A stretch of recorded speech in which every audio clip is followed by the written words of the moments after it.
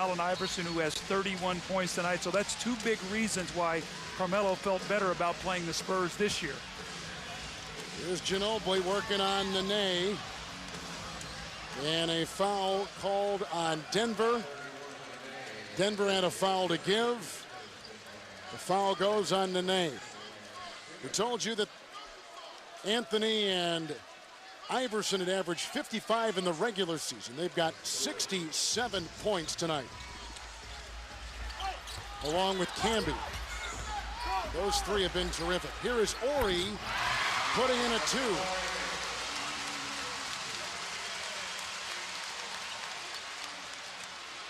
14 for Ori, 10 have come in the fourth quarter. Ooh, 8-second violation. Yep, sure is. Blake did not get by the timeline in time. You know, that 8 seconds goes quickly, Kevin. You think that if you get a trap and throw it back, if you don't get that ball ahead quickly, it is tough to advance that ball. You have to recognize you have to throw that ball ahead rather than try to dribble it across. Still plenty of time here, 48 seconds to go. It's only a 2-possession game. We were tied at 75 with 6.5 left. Denver's on a 16-10 run. Pucker slashing inside. How quick was that? Now it's a 4-point game, 40-something seconds to go. Timeout, Denver. I see some panic here in Denver trying to get this ball in bounds. I don't like to have a big guy throw the ball in bounds. I like to see maybe my 3-man throw it in. If you can't get it in, take a timeout and advance it to half court. The talk before the game, we talked about some important principles you would watch tonight. And as we revisit those, what do you see? Well, you know, San Antonio's had a poor shooting game. Normally when I say which style wins, was it going to be the fast break of the Denver Nuggets? There's not been a fast break, but they've done a nice job with their defense.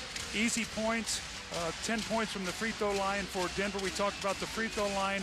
How about the magic number being 100? Denver's 3-23. When they score under 100, looks like they're going to be under 100. But this is the big thing here. 67 points for those 3 stars.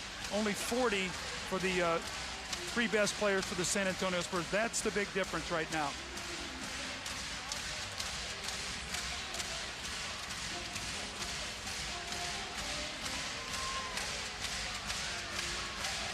Nene's out there. Camby will inbound for Denver. They've got Anthony, Blake, and Iverson. That is the Denver 5. And if you're San Antonio, you don't need to foul. Play good defense.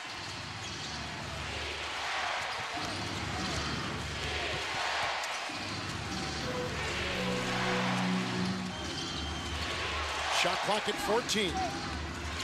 Parker is on Iverson. Now you've got to play without fouling. You can't let Iverson dribble, penetrate, and get to the foul line. Iverson, defended by Parker, out of bounds, went the shot, no foul on the play. The Spurs the other way. And a timeout taken, a 20-second timeout taken by San Antonio. Each team has a timeout remaining in a 91-87 Denver lead and 21.6 to play. Southwest Airlines game break. Ernie Johnson in Atlanta. There's Devin George, who gets a start tonight for the Dallas Mavericks. Eric Dampier will not start as the Mavs contend with Nelly's small ball. Golden State and Dallas still to come. Back to San Antonio, Kev. EJ, thank you. 21.6 to play in regulation. Nuggets on top by 4. Spurs to inbound. You want a quick hitting play here. You don't necessarily need a 3, but if it presents itself, take it. Try to go to the rim. Maybe get a 3-point play. Stop the clock. It's Parker to Duncan. 2-point game. Full court pressure by San Antonio.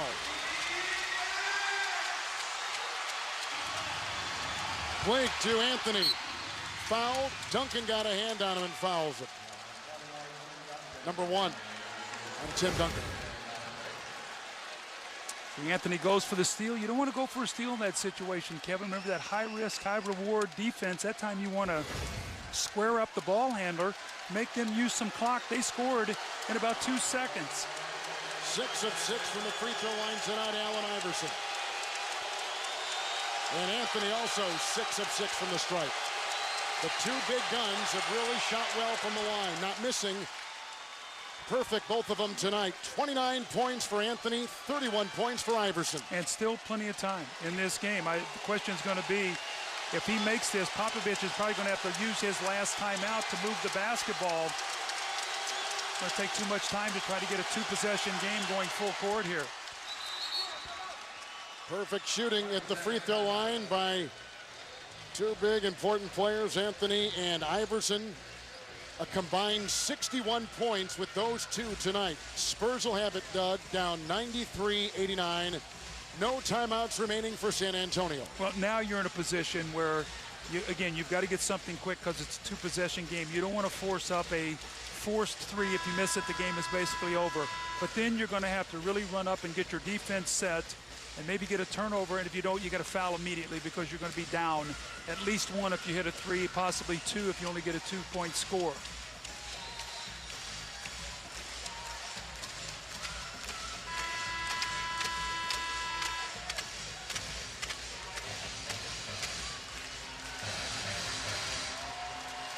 Iverson's got a lot of playoff experience. This is 63rd playoff game. He's played in the NBA Finals. His addition, you can see in a game like this, playoff time, postseason means a lot.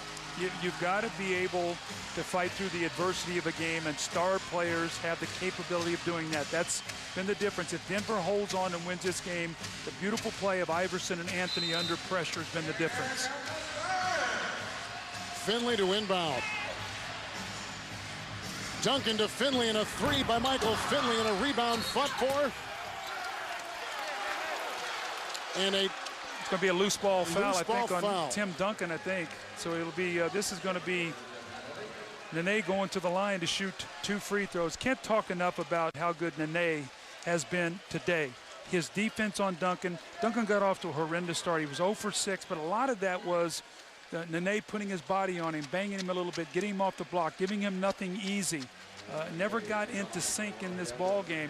This takes me back to 2 years ago, Kevin. We did the first game in here when Denver was able to break through. San Antonio missed 17 straight shots in that game, but then came back and won the next 4 games to win that series 4 out of 5. And in the second game, it was all San Antonio. Yeah, because the Nuggets got too giddy. They didn't know how to handle success. They got beat 104-76. The game wasn't that close. So it's going to be interesting to see how they react winning this ball game when they walk off the floor. Are they going to be incredibly excited, or are they going to say, we got the job done and we're going to try to get game 2? Free throw line was big tonight for Denver. A steal right there. And Finley with the three at the buzzer will not go. George Karl says the most important game for him in a playoff series is game 1. And we're going to see the maturity of the Denver Nuggets. Can they get greedy? They're going to be here until Wednesday when the next game is played. That's a lot of time to be in this city. Can they keep their composure? Can they get greedy and try to get game 2? Because you know that San Antonio is going to go on the road and win 1 in Denver. Anthony put in 30, but Allen Iverson had a game-high 31, a terrific performance in 45 minutes. He is standing by with our D-lineup.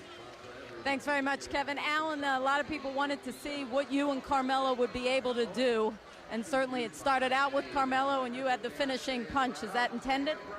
No, it wasn't intended that way. I was just struggling in the beginning. I think I was a little excited. I ain't been in the playoffs in a minute. But, I mean, you know, I've been in this league 11 years, and I understand that there's going to be times where you're going to struggle, but you just got to keep fighting, keep playing basketball. You owe that to your teammates, and I just stuck with it, and things went my way. As a team, this team's defense has improved, certainly over the course of the back part of the season, but I thought Nene today against Duncan really set a defensive tone. What would you say about him defensively? I mean, he did a great job. I mean, what can you say? You know, but the whole team, for that matter, played good defense, and we understand that we're going to have to play defense to be able to beat this team.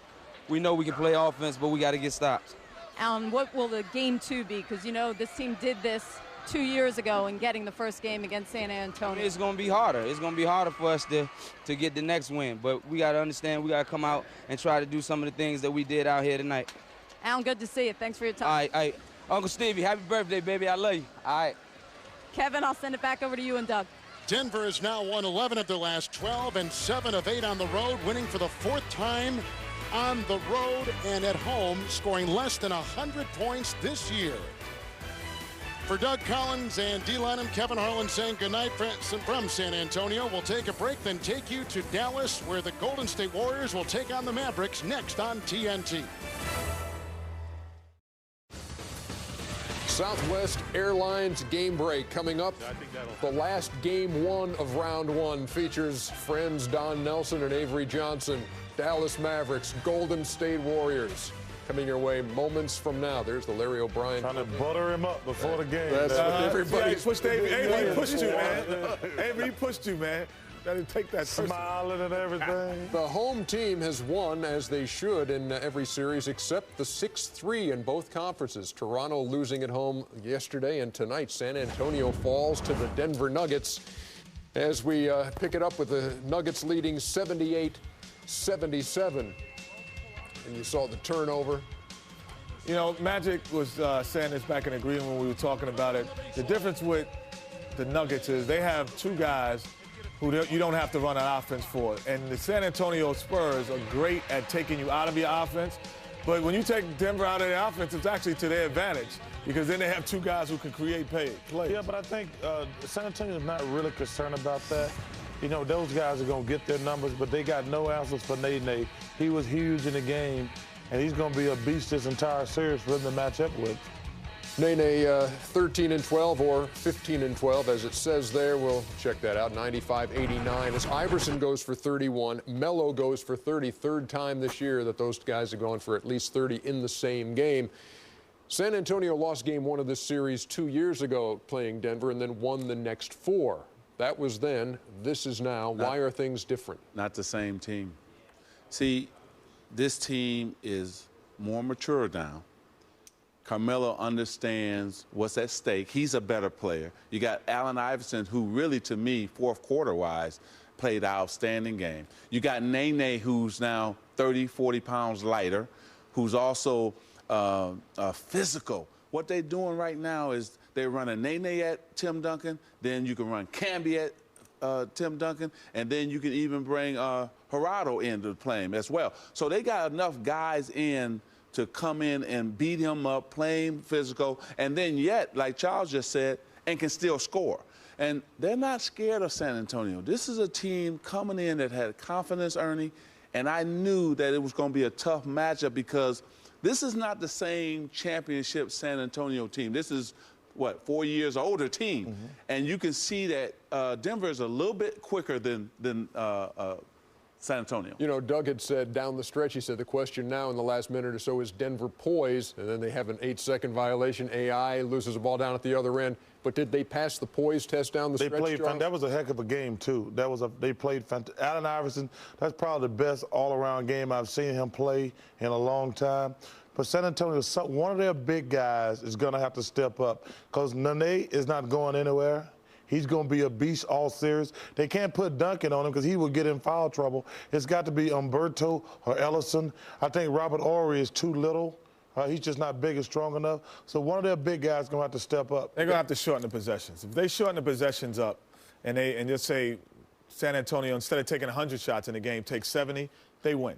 Because the volume shooters of Carmelo Anthony and Allen Iverson are percentage shooters. They don't shoot high percentage in a short amount of time. But you give them a lot of shots, they're going to put the ball in the basket. But we have to remember something. You can't drive that lane on them like you can. Parker can't get to the hole like he could on other teams. You know Denver swipe. Hey, you know what? We got to go to the second. You know who's happy? You are. The Phoenix Suns. Okay. But this is going to be a long beat-em-up series. We are going to Dallas even as we speak. Dick Stockton, take it away.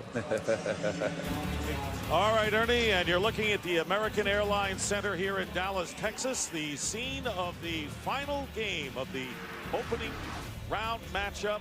The NBA playoffs, the #1 and the #8 seed.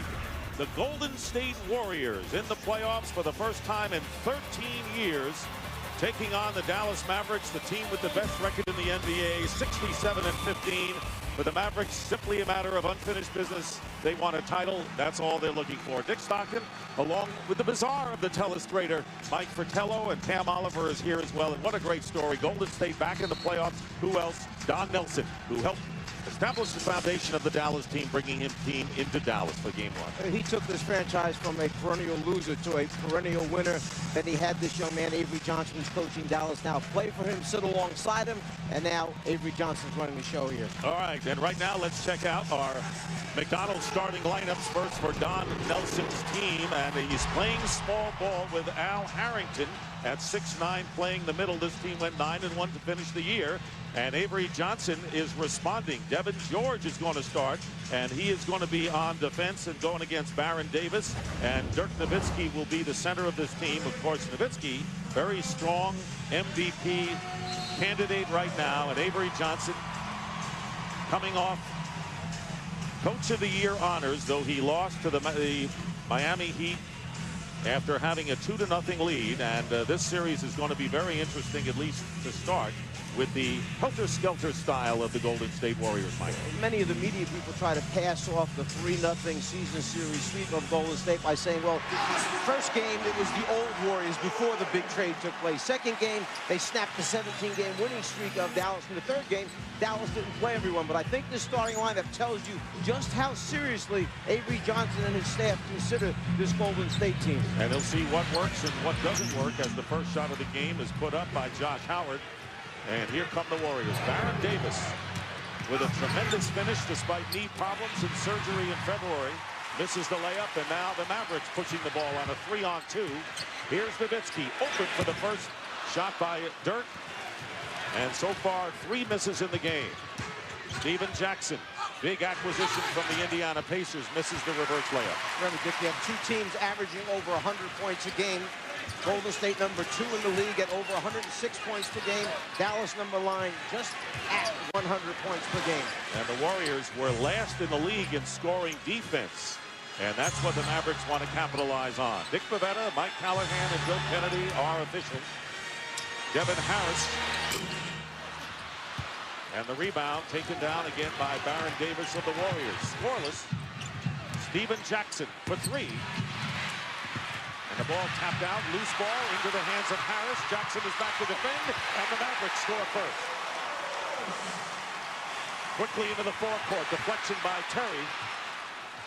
And helter-skelter it is off the top. Here's Jason Richardson missing a 3. Al Harrington with the offensive rebound, and he misses. So right now, a big drought, 0 for 5 from the field for the Warriors to start the game.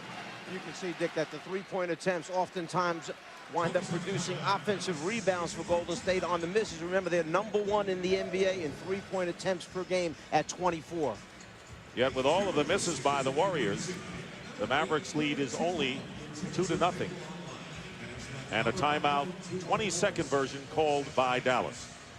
Don Nelson mentioned to us, we have to score points to win this game. We've got to score at least 100 points to have a chance at beating this team. And part of that is the three-point shot in transition. The Warriors shot the most threes in the NBA this year. And as Don Nelson told us before the game, this is the only way we can win, and it's been my philosophy for many years.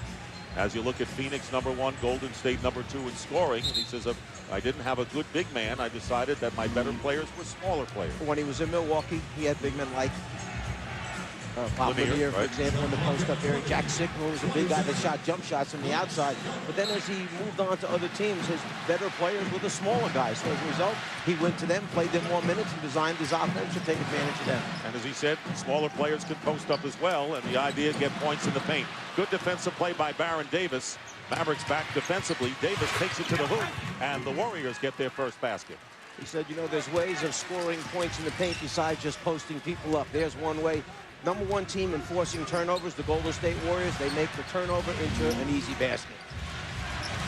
And despite the fact that there are extenuating circumstances when you look at the 3-0 edge that the Warriors had, the fact is they did win those games.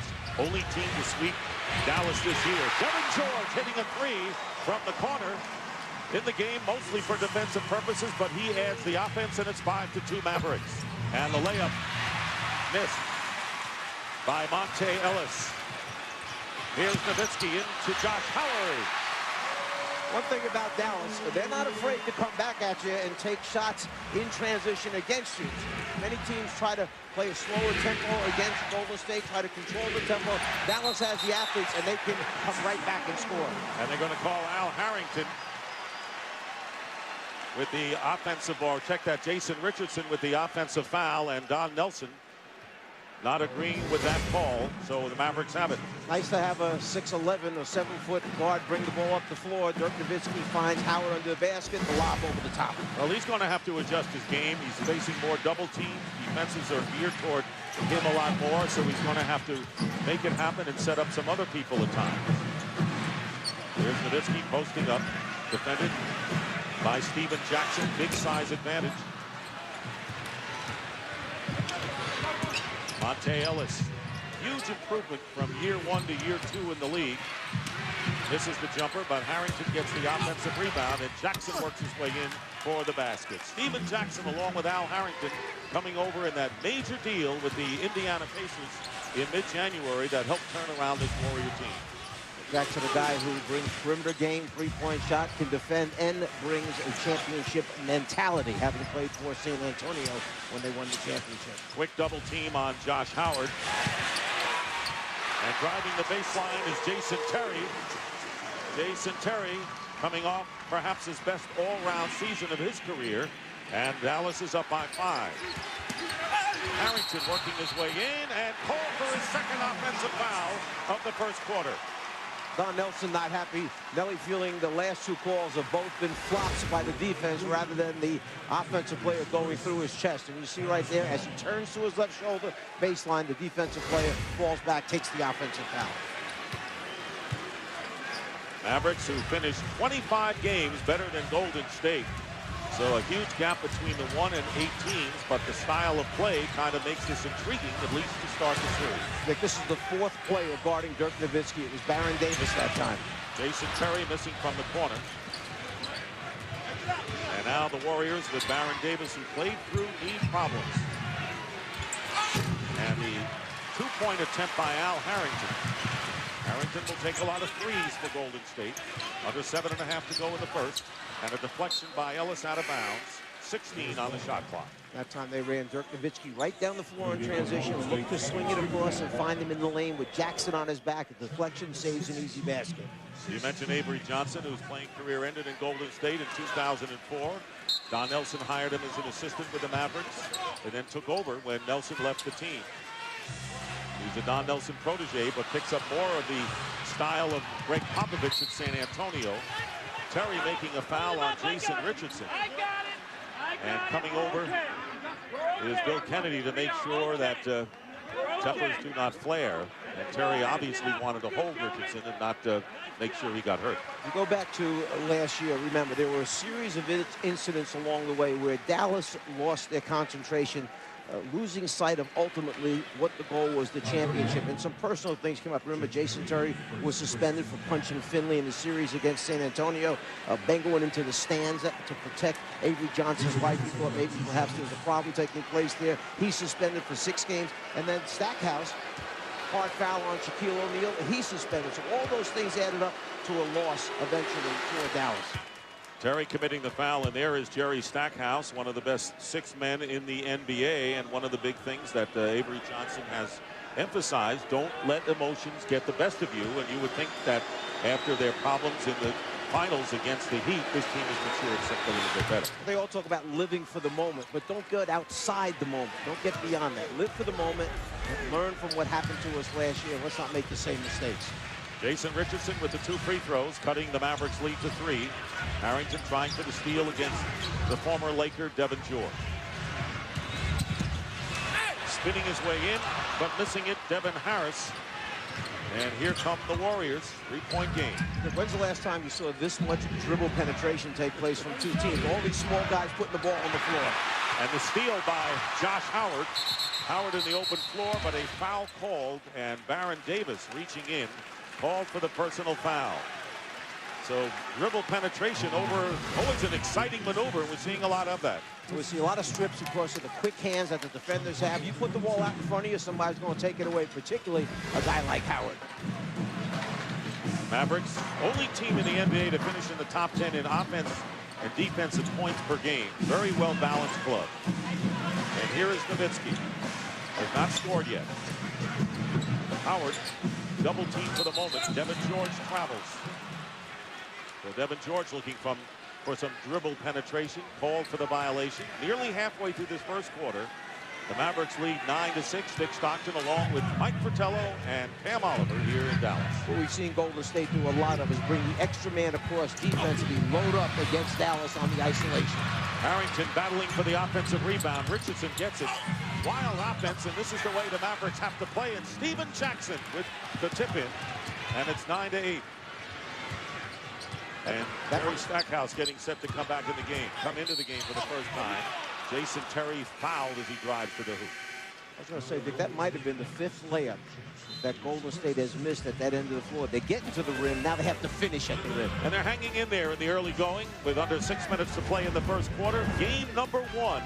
It's 9-8 in favor of the Mavericks.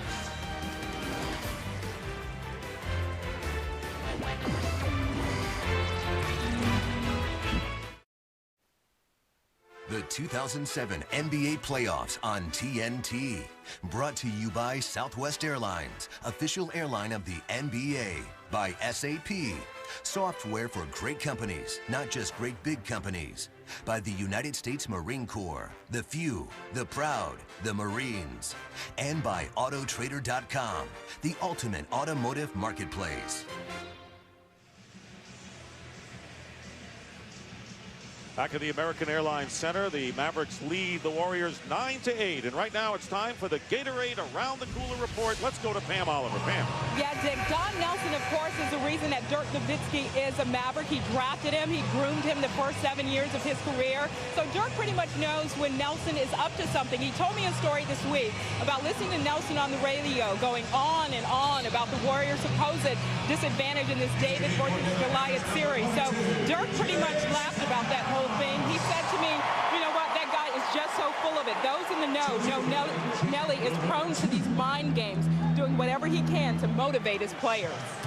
He knows him. There's no question about it, Pam. Thanks very much. And Jason Terry on the free throw line hitting the first. And Mike Nowitzki, who has not scored in this game, is averaging under 20 points against Golden State. How do you see it? Well, during the regular season, the average is almost 27 points per game. He's had a difficult time, 10 turnovers against the Golden State defense. We asked Don Nelson earlier, do you have a special set of rules for Dirk Nowitzki, kind of like Michael Jordan rules or Kobe Bryant rules? He said, yes, we do, but I just can't tell you what they are. Maybe we can decipher them, you being a longtime coach in the league. I'm taking my notes on it. Matt Barnes into the game for Golden State. Here is Harrington inside, and he gets through for the basket. Al Harrington, only 27 years old, but his 9th year in the NBA and 3-time playoff experience with the Pacers. What great interior passing that time. Matt Barnes finding his open teammate, drive it into the heart of the defense, get into the blue paint, and then find an open teammate. And Nowitzki has his shot blocked by Steven Jackson inside, last touched by the Warriors. Pam was talking about, we see right here, Nowitzki with the size advantage, but the quick jump length of the Golden State Warriors blocks the shot. Going back to Pam telling us about playing mind games, how about Avery Johnson talking all week about how his centers are going to have to play 48 minutes, and he's even start the end here as Dirk Nowitzki takes it to the basket and finishes strong. First field goal for Dirk Nowitzki. And it is a 13-10 lead for Dallas. Here's Baron Davis, and Howard coming over to double team, leaving Matt Barnes open. He can hit the three and does. Matt Barnes, second most assists, but a three-point shooter off the bench. And the score is tied at 13-13. Barnes into the game, of course, for the Warriors, and Jerry Stackhouse making his first appearance, setting a screen at the top for Dallas. With the ball now, guarded by Baron Davis. 4 on the shot clock, and Stackhouse has to put it up off the front rim. And a chance for the Golden State Warriors to take the lead.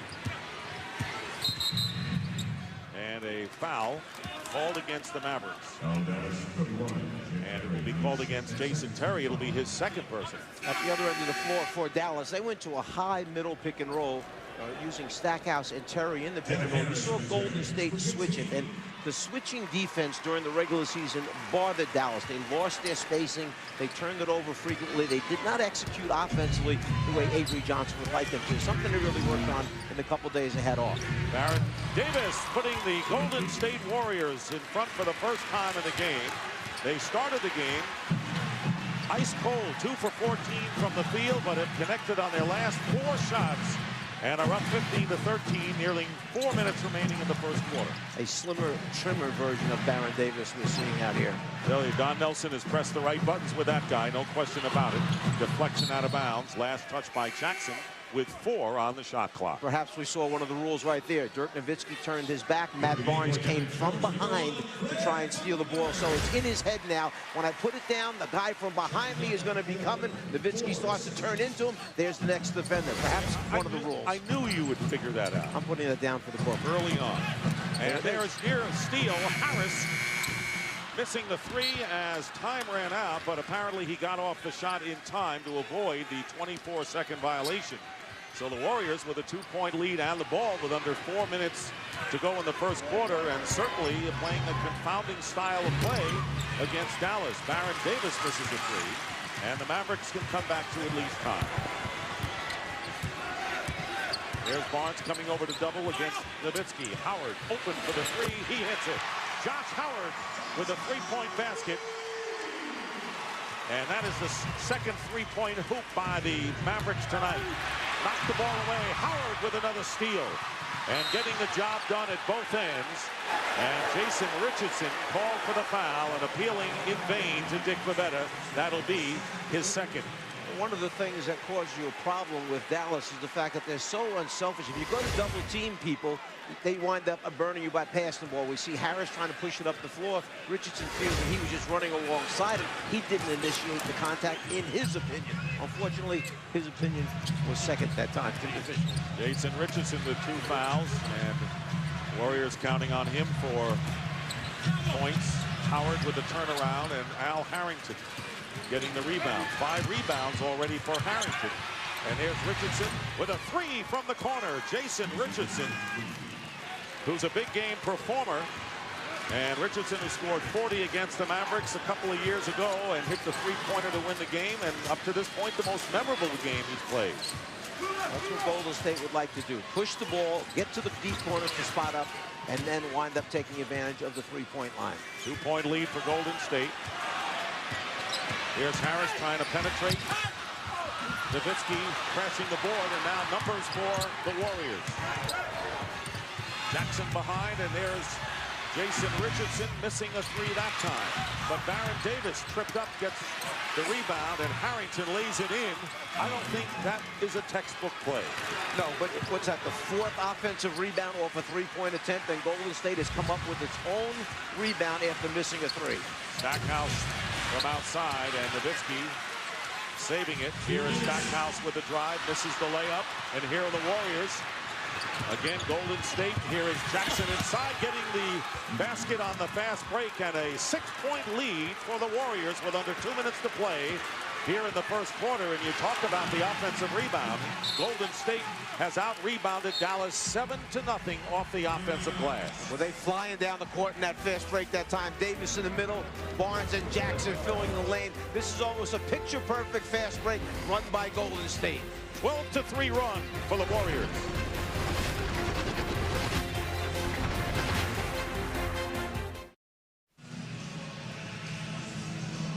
We talked a few moments ago about special defenses designed to stop big-time scoring players. Well, Golden State has a special one for Dirk Nowitzki. They isolate Nowitzki a lot on the open side of the floor. We see him come down here now, and as he starts to dribble down, they recognize right at that point that he is isolated. So as a result, what they do is they're going to run one player from this way, one player from this way. The problem is they are so unselfish, Dallas, that when you come and double, they swing the ball, make the extra pass, find the open man, and generally, he makes open shots.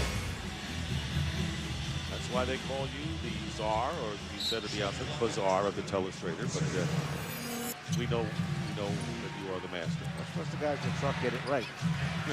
Here's Harris going around Nowitzki and just short of the layup. And here is Jason Richardson with Jackson. Jackson picked up quickly by Greg Buckner, who's come into the game. Al Harrington. And the loose ball into the hands of Stackhouse. And Harrington that time let Nowitzki off the hook. Put it on the floor, drive it hard, make Dirk move his feet. That's what he doesn't want to do. You shoot jump shots, he's okay with that. He can contest it with his size. Good pass inside and the foul, and Harrington with the push, and Howard with a good throw. Very quietly, Josh Howard is having a terrific first quarter for the Dallas Mavericks as a playmaker, as a shooter, and as a defender. After Nowitzki caught the ball, I'm not so sure he didn't take a two-footed hop before he wound up going up. They could have called that a travel. So Nowitzki on the line. That was the second foul on Harrington. Misses the free throw. Well, want to know who the Inside the NBA crew thinks will be this year's playoff dark horses? Log on to NBA.com for TNT Overtime, the video broadband channel that's on all the time exclusively at NBA.com. 1 out of 2 at the line for Dirk Nowitzki, who has scored 3 points. And with under a minute to play in the first quarter, the Warriors are up 22-17. Barnes guarded by Stackhouse. Moving inside Harrington. Jackson is open. 3-point attempt snared by Nowitzki. And there you saw him put it on the floor that time against Nowitzki, because you know that the rest of the Dallas teammates are going to come and help Dirk Nowitzki collapse immediately to the ball. That opens up the 3-point line. Short on that jumper by Nowitzki. Here's Barnes leading the break. And a good feed to Baron Davis, who's foul driving in. Baron Davis, who has 6 rebounds already in the first quarter for the Golden State Warriors. And the Warriors, after Davis returned after missing 8 games with surgery on his left knee in February, posted a 16-5 record. So Davis, a huge factor in the Warriors getting into postseason. Foul was on Howard, his first. About the stretch run for Golden State. They thought that if they could win 7 out of 10, that would be enough to get him in. They had to win 9 out of the last 10 games to make it in by 1 game. And Buckner going out of the game, replaced by Sagana Diop. And at one point, Don Nelson said, it looks like we're not going to make it. I'm really disappointed in this team. And he claims it was not for any psychological purpose. But you're a coach. You know what coaches will do. Nobody better in the game at pushing the right buttons than Don Nelson does. And the players reacted, responded to it, and they wound up in the playoff as a result of it. And Jason Richardson winds up as a result on the free throw line because of terrific offensive rebounding. Diop committing the foul as Matt Barnes snuck in for the board. There you see Matt coming in behind Dirk Nowitzki, stripping him of the ball, and then the pass to his open teammate, and as a result, the opportunity at the free throw line once again. So here's Jason Richardson. All he has done in his career was win. He's part of the Michigan State NCAA championship team.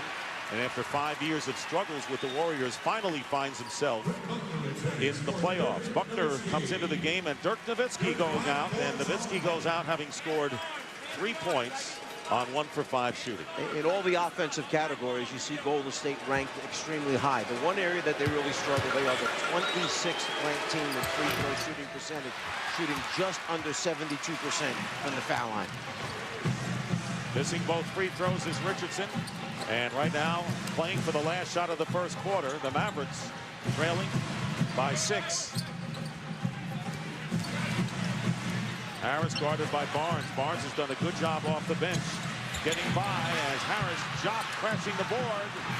And this will not count as it goes off the glass. And so Don Nelson, coming back to Dallas, playing small ball, has watched his Golden State Warriors open up a 23-17 lead after 1 quarter. Amazingly, Dallas with only 17 points. And that may be the big story of the first 12 minutes.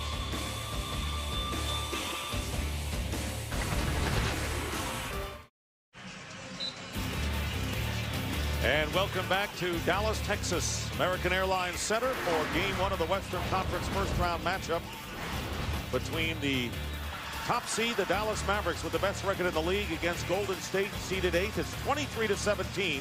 Don Nelson has his team in front after 1 quarter, and this was a team that finished hot 9-1 to make the playoff. You go back to January when the big trade took place, 8 players involved in the trade.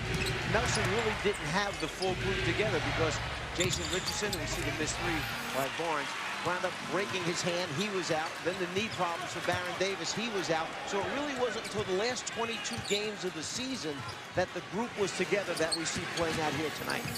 Warriors went 23-19 after the trade. And Josh Howard with his 7th point of the game. We start the second quarter. Nick Stockton, Mike Fratello, and Pam Oliver. And the ball knocked out of bounds. by Devin Harris. And right now, let's check in with Pam Oliver. Yeah, Dick, I'll tell you what Avery Johnson wants at this point. He is stressing aggression. When the Mavs have the ball, Johnson urged his players to get tougher on the offensive boards and to take the ball to the hoop strong. He said, I need you guys to start sprinting back on defense. Of course, the Warriors running that up-tempo style. Not always easy to keep up with, Dick. And, of course, not easy to adjust to, and they'll make some after game number 1. As Baron Davis misses from outside. Michael Petras into the lineup for the Warriors. Don Nelson said he planned to use no more than 8 players in the game. He had used 7 with Barnes and Petras off the bench. Howard claiming he was fouled, but the Mavericks, with 10 seconds on the shot clock, the ball did not hit the rim. Warriors are doing a terrific job defensively in this first half. And with 3 on the shot clock, Harris hits from outside. Devin Harris, the pure point guard on the Dallas lineup, cuts the Golden State lead to 2. We should mention that was Baron Davis that blocked that shot that time on the attempted drive to the basket. And the three-point attempt by Petras doesn't go, and now the Mavericks coming back looking to tie the game. And the drive in, and the basket counts. So 2 lay-ins by Devin Harris, and with Dirk Nowitzki leading the cheers, the Mavericks have tied the game at 23 early in this second quarter.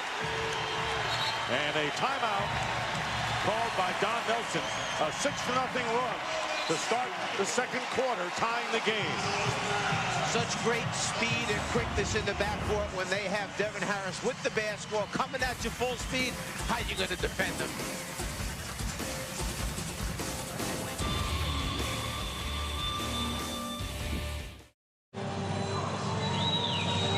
Welcome back to a tied-up ball game. I'm Pam Oliver. Of course, the Warriors are the only team that Dallas didn't beat during the regular season, and boy, are they tired of being swept by the Warriors with that 0-3. But 0-3 is where Dallas is concerned. Doesn't mean that the Mavs believe that they have been figured out by Golden State. When they play us, they have that kind of confidence about themselves that we have to take away, and that's going to be hard. They're going to come out and really carry themselves like they're going to win this series, and we got to match that and be aggressive and hopefully take that away. So, but you know, it's not like we're scared to play them or anything like that, but we're looking forward to this challenge. And Dick, there's a very healthy respect for the Warriors from the Mavs standpoint, never mind how they were seeded. Back to you. All right, Pam, and of course the one thing the Mavericks want to do is Howard makes another sterling defensive play but misses the lay-in. And Baron Davis coming in is that they don't want to have to work too hard in the first round. They know they have other challenges ahead. And the ball, the bank shot by Jackson, spins in the hoop, and the Warriors again are up by 2. Great hustle that time by Baron Davis. The comeback, you assume that Howard's going to make the layup on the fast break, but he didn't make it, and there was Baron Davis tracking it down and got the rebound, which led to a score at the other end. And not concentrating on the pass was Stackhouse. The ball bounces off his hands out of bounds, so the Warriors get it back. Monte Ellis and Jock coming in to get a piece of the ball, but also a piece of Monte Ellis. So Ellis coming back into the game, and we'll go to the free throw line. And what a story for Monte Ellis, only 21 years old. Increased his scoring by 10 points. In fact, averaging nearly 17 a game, the highest scoring average of any second-year player in the league this season. Well, great scorer coming out of high school. This young man was considered a point guard, but really this is a guy with a scorer's mentality. He could put points on the board and do it quickly. 1 out of 2, and the Warriors have missed 4 free throws in 8 attempts. It has cut them down. 2.5 minutes gone by here in the second quarter. Warriors lead at 26-23. Game 1. Game 2 will be Wednesday night back here at the American Airlines Center. You see a little combination defense here by Golden State. Howard against the double team with the air ball. Good pickup by the Warriors. They close down in a hurry. Davis stepping behind the 3. Here's Ellis inside, and is swatted out of bounds by Sagana Diop. So the Warriors, with plenty of time, will inbound. Aggressive, attacking the basket. Diop, remember, down the stretch, he averaged almost 29 minutes a game when Avery Johnson was giving him a chance to work his way back into the rotation. And in averaging those 29 minutes, he had 2.5 block shots per game. Howard and Harris go out of the game, and another block by Diop. And we will have Before the basket, goaltending will be called. No block on Jop, which puzzles Avery Johnson. And the Warriors now again lead by 5. Well, as the shot goes up, we'll see if Jop got it before it hits the glass. Once it touches the glass, you may not block it. You can take it to the glass, but when it's on the glass, you then cannot block it. Warriors playing a zone defense right now. And that last basket credited to Al Harrington. 9 on the shot clock. Devin George has come into the game. He's in there with Stackhouse, Jop, Terry, who misses the shot. Taken down by Monte Ellis. This team just pressures it. This time Ellis loses the ball. Also, the defense they're playing, Golden State, they are not allowing Dallas to get into its normal great execution of its half-court offense. They got a little bit off balance right now. No rhythm. And the ball knocked away, and they say it was deflected off of the Mavericks. So the Warriors get the ball back. Very quiet crowd here. Watching the Warriors, and Don Nelson really built this team, the Dallas team. Harrington missing a three-point attempt. Offensive rebound by Baron Davis. Another one of those long rebounds after a three-point attempt. And Steven Jackson drives in, but a blocking foul will be called against Sagana Jop, and that will be the 3rd foul on Jop. And of course, that's not a big problem for the Mavericks, who did not start Dampier, and they're not using the big men. Avery Johnson mentioned to us he thought that Jop would have the best chance of his big people at coming in and playing against a small alignment. But you see what happens when you play a big guy against a much smaller, quicker team. You could wind up having early foul problems. That's what Jop has right now. Dampier sitting on the bench, the former Warrior. And Dirk Nowitzki coming in, and Dallas with a 6-5 edge with Nowitzki on the bench.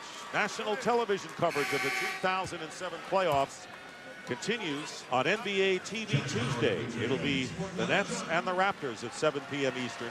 On ESPN on Friday, it'll be the Bulls and the Heat, Game 3 of that series at 8 o'clock, followed by Game number 3 between the Mavericks and the Warriors out in Golden State. And ABC Sunday, it'll be Chicago-Miami Game 4, followed by Phoenix and the Lakers Game 4. Coverage begins at 12:30 p.m. Eastern. Warriors on a 7-0 run have opened up their biggest lead of the game, 7 points. Just under 8 minutes to go in the first half. Don Nelson sticking with the same defense until Dallas eventually scores against it. There they go. You see the three-pointers, and now we'll see if Nelly comes out of it once Dallas gets a score against it. First three-pointer by Jason Terry. So now the lead cut to 4. Baron Davis in traffic goes behind to Jackson. Ellis in the paint. Plenty of time on the shot clock. Terry playing very tight against Baron Davis. Driving in, and the ball batted away. Last touch by the Mavericks with 3 seconds on the clock.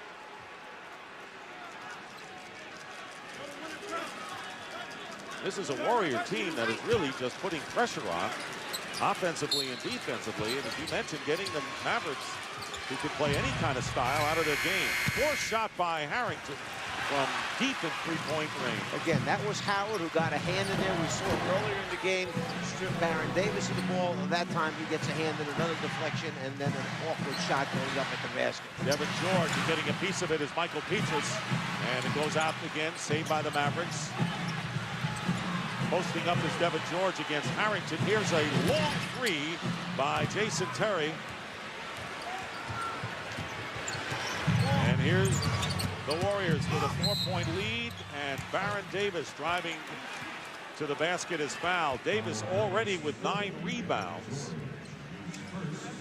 And shaken up is Baron Davis. Looked like he got hit in the face. How much respect did Don Nelson have for Baron Davis when we talked to him prior to the game? He said he's better than I thought he would. He said, I had him up there, he said, but he's better than what I even thought. And of course, Baron Davis, who has had injury problems in the past, and really enjoys playing for Don Nelson, trying to shake off that blow to the face. 2-time All-Star, who is 5th in the NBA in assists this season. He has such great strength, the quickness and ball handling ability to give you the tricky dribble, a little dip to the left shoulder, then back to the middle. And now as he splits the 2 defenders, there you see the arm in, the foul take place, and there's the slap in the eye. Warriors are 6 of 10 from the free throw line.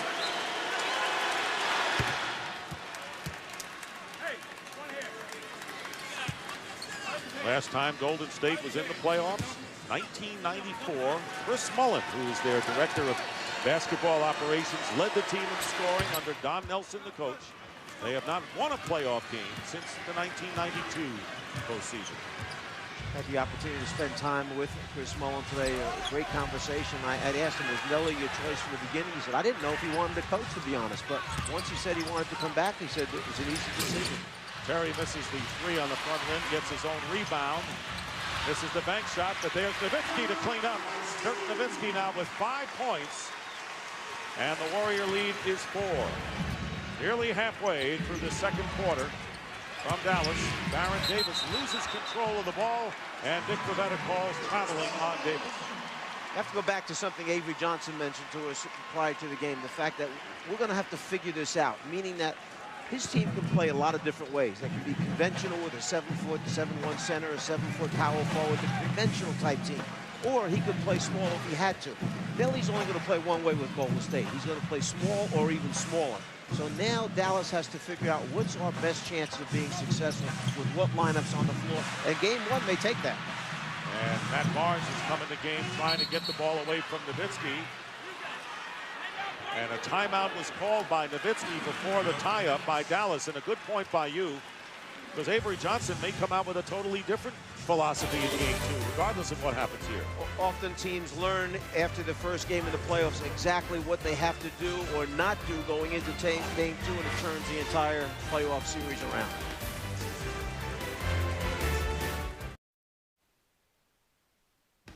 The 2007 NBA Playoffs on TNT.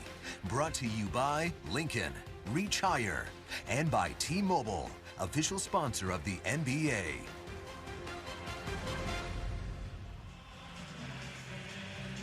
.550 to go in the second. It's 32-28 in favor of Golden State.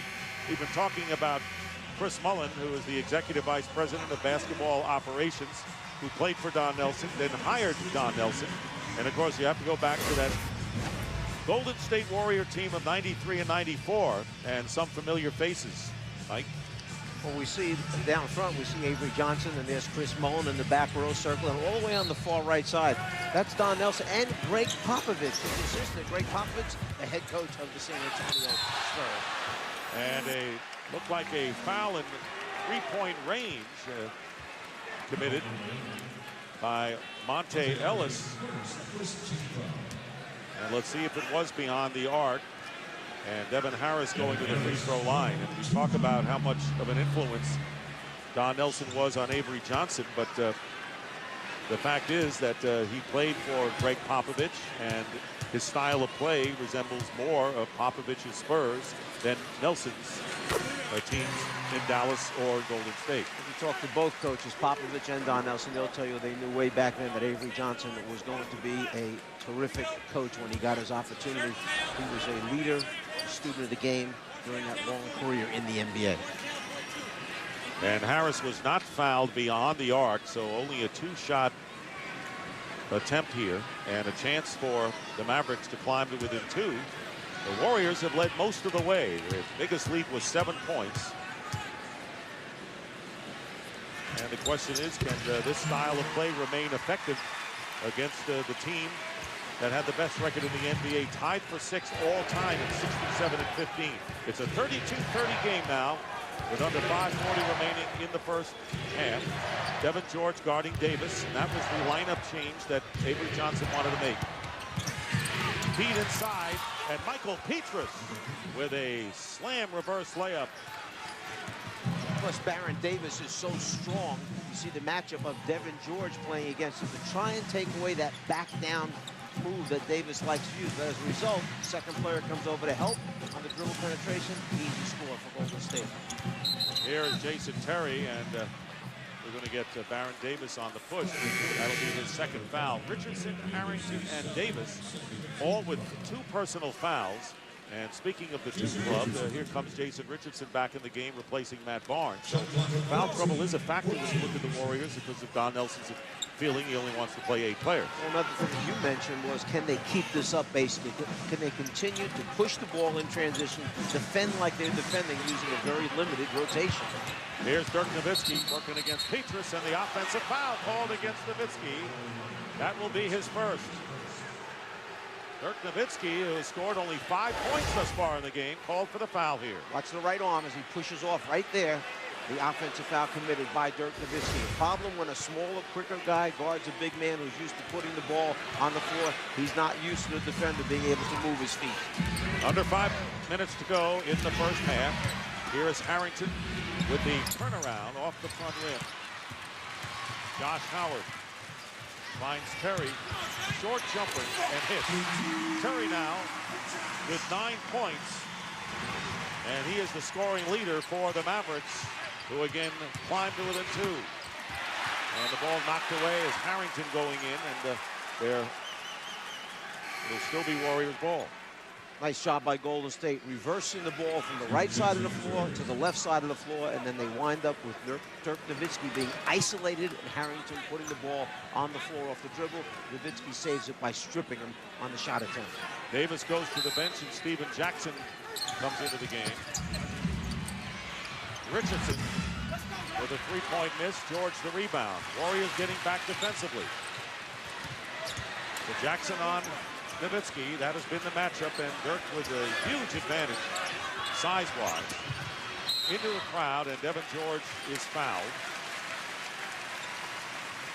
That will be the 3rd team foul, and 2 now on Monte Ellis. Shot clock at 14 seconds. So Josh Howard in there with Devin Harris, Devin George, Dirk Nowitzki, and Jason Terry. Same 5 that started the game. And Nowitzki hitting the jumper. Dirk Nowitzki now with 7. Moving Nowitzki to the middle of the floor, he can see who's coming at him from both sides rather than getting blindsided from the backside. Ties the game, and then Steven Jackson with a superb play. Almost acrobatic going baseline. And Jackson putting the Warriors again up by 2. Now Monte Ellis is on Nowitzki. Devin George for 3. Ball batted out into the hands of Harris. New clock for the Dallas Mavericks. Harrington now defending against Nowitzki. George gets in and gets the basket. The Warriors fronting, and they got burned on that one. Well, Golden State cannot afford to play behind in the low post area. Foul problems obviously a big concern. Not playing a real deep rotation here, so they once in a while will give up a lob. So they tied at 36, and just as quickly Monte Ellis unties it, giving the Warriors the lead under 3 minutes remaining in the first half. Ellis now defending Nowitzki with help from Harrington, and Josh Howard going baseline. No one there to pick him up. Tying the game at 38. 9 points, 6 rebounds for Josh Howard, doing it at both ends.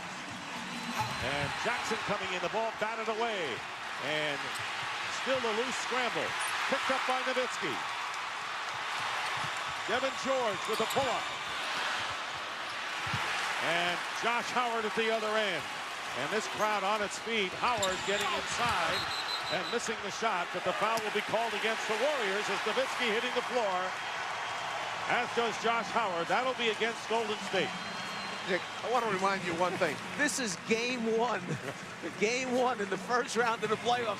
We have guys diving on the floor, scraping their knees, scraping their elbows. It's a frenetic pace here. Only way Don Nelson's team has a chance in this series to play like this. And Dallas is playing exactly as hard as they are.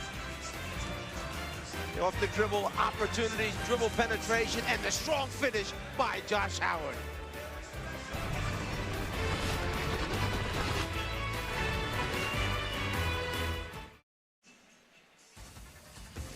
Now it's time for tonight's Hurts Around the League. And home teams hold serve. 5 of 7 home teams won game 1. Only the Nets and the Nuggets with a big shocker over the Spurs. Luol Deng and Leandro Barbosa with career playoff high. Kobe, 1 of 10 in the fourth quarter against the Suns. There you see the duo of Iverson and Anthony. And, of course, Allen Iverson only 2 points in the first quarter, 29 the last 3. And that's the story. But your reaction to Denver, I know Magic Johnson picked Denver to win the series. We got a couple of our studio people pick Denver to win it. When you can get 61 points between your two main go-to guys, then obviously they give you a chance to win. And I think that was the dream that George Karl had when they did the deal, put Iverson together with Anthony. It took them a while to gel, but down the stretch of the season, they were playing as well as Golden State, two hottest teams down the stretch. And making his first appearance, Eric Dampier, who spent 7 years with the Golden State Warriors. He's been bothered by sore knee and, more important, soreness in his shoulder. So the first time we've seen Dampier in this game. Winding down to 2 minutes remaining in this first half. And a game that's tied at 38. Here's Nowitzki, off balance, tapped out, and a new clock for Dallas. Talk about rebounding. Golden State had a rebounding of +7 in the first quarter, now a +11 for Dallas here in the second quarter. So they've turned around the story of the boards. Here's Terry, short with a jumper, and Baron Davis, who's back in the game. Davis has 10 rebounds, and we're still in the first half. Trying to break the tie. Golden State is led by as many as 7. Remember, they're the number 8 seed. No team has won a best of 7. 8-over-1 ever in the playoffs. Jackson with a bad pass down low. Josh Howard picking it up. And there is Stackhouse missing a 3. Nowitzki fighting his way in, tries to tip it in. And another rebound for Baron Davis. And that's just the effort of Golden State that stopped Dirk Nowitzki from getting a layup. And Jason Richardson losing the ball. Another turnover. But the Mavericks have not capitalized on turnovers by the Warriors in this game. Woefully little production. Only 2 points in 9 turnovers. So the Mavericks not converting. Here is Josh Howard with a 3-point miss. And the tap out against the smaller team working for Dallas. Gets another clock. Nearly a half a minute to go. 16 seconds differential between the shot clock and the game clock. Nowitzki wide open. Howard missing the tip in. No foul called on Petrus' rebound. You see Golden State fighting for its life on the glass. Dallas, 2 7-footers on the floor. One can shoot 3-pointers. The other one tips him back out for offensive rebounds. And Andres Biendrich into the game, and 6 on the shot clock. A little more than 7 on the game clock. Davis goes in, doesn't go, and an attempt here on the reverse layoff by Petrus as time runs out. At the end of the first half, the Warriors led by 6 after the first quarter, but the Mavericks stage a rally here. But they are fighting very hard in game 1, Mike, just to stay even with the number 8 seed. One team averages 106 points a game, the other team 100 points per game, and at halftime, the score is tied at 38 apiece. How do you figure it? Well, the Mavericks missed its last 10 shots from the field. We're tied at 38. And right now, let's go to Pam Oliver, who's with Josh Howard of the Mavs. I'm here with Josh Howard, and he's laughing a little bit because I just talked about how Avery Johnson is such a trip in that in the huddle. Josh, what are some of the things that Avery is encouraging you guys to do? Just to take our time, not to rush anything. Playoff jitters, guys are a little nervous, but I think we're going to settle down in the second half. What do you think the second half would ultimately come down to? Golden State is playing like their lives depend on it. I just think it takes us, we need to take care of the ball, and I think that's a big part of that second half, and that's about it. Thanks a lot, Josh. Let's go back to Ernie in the studio in Atlanta. All right, thank you, Pam. The T-Mobile halftime report coming your way live from Studio J in a 38-38 game. Who would have thunk that out of all the first-round game 1s, this would be the lowest scoring game at the half, but indeed it is. Deadlocked at 38. Ernie Johnson, Magic Johnson, Charles Barkley, Kenny the Jet Smith. Before we get into any analysis of the first half, we do want to send our best to Reggie and Cheryl Miller. They lost their mom last week. It's been a very tough time for them, and I know you've seen that Reggie and Cheryl not working. They'll return to work later this week, but guys, we've been thinking about you, praying for you, and just send you the best tonight. Yep. Playoffs are not the same without you. Look forward to talking to you and seeing you again this week as the playoffs continue. God bless both of you. That's for sure. 38-38 38 we stand. Golden State, the number 8 seed, taking on the number 1 seed Dallas. Why don't you get us started here with your pictures of the first 24. Who are the Golden State Warriors? That's what everyone wants to know, because no one's actually seen them play other than people who live in the Golden State area. And this is who they are. And this is why Dallas is having a lot of trouble with them, because they are a team that can slash to the basket, and they have little guys who play big. And their big guys play little. And they have what I call the bodyguard, Baron Davis, because he can get to the basket. And see, and you notice, no defensive pressure by the Dallas guards in the backcourt, and that's Monte Ellis who scores there. So what happens is their guards can't be pressured. Baron Davis, the bodyguard, he's big body, can't get in there. Monte Ellis, you can't pressure him. So the things you normally can do. Then all of a sudden, Al Harrington, who's a 4-man, but he's small, but he plays inside. So you have everything that you wouldn't want to have, they have, and it works well for them. There's only one guy with double-digit rebounds in the game, and that's Baron Davis, who has 11. Their point guard is leading the team in rebound. They are everything opposite. Well, it's just, to me, it's just helter-skelter right now. There's no method to the madness right now. And if you're going to be helter-skelter, that's going to favor Golden State. Because what Golden State is doing to Dallas on their offensive end, they switching everything. So normally, remember, Dallas love to run the pick and roll, and that always works for them. But that's not working for them because Golden State is switching every pick and roll. So it's making Dallas, to me, Charles, play more of a one-on-one game, and they're not good at a one-on-one game. Where Golden State is just helter-skelter, but they got to get some method to the madness. Where are you going to go once you run the ball down? Because the first couple of minutes, Ernie, it was a lot of missed shots. So they're going to have to come up with a better game plan on how they're going to attack Dallas. Given what Kenny and Magic have said, Charles, if you're Avery Johnson, how difficult is it to prepare for a team like Golden State? It's not difficult. They just going. First of all, I'm disappointed in Dallas for not changing their starting lineup. They got the best record in the NBA, and they changed their lineup to go small against these guys. As Magic had pointed out, they may do. Well, they don't need to do that. When you got the best record, you don't change up to go against the worst team in the playoffs. You put Jop in the game of damp, take Dirk down on that box, hammer them little midgets on the box. Hey, you can get every offensive rebound, and on defense, it's very simple. They're going to shoot jump shots, keep them in front of you, and make them shoot jumpers. But you can't change your starting lineup. That was funny, but that was 100% right. It was kind of a helter-skelter. It was 100% right, though. I'm like, they got Why would you change? You got the best record in the NBA. And Dallas, you know, hey. What's wrong with us? We got the best record. Yeah, we've got to change to play against number 8 seed.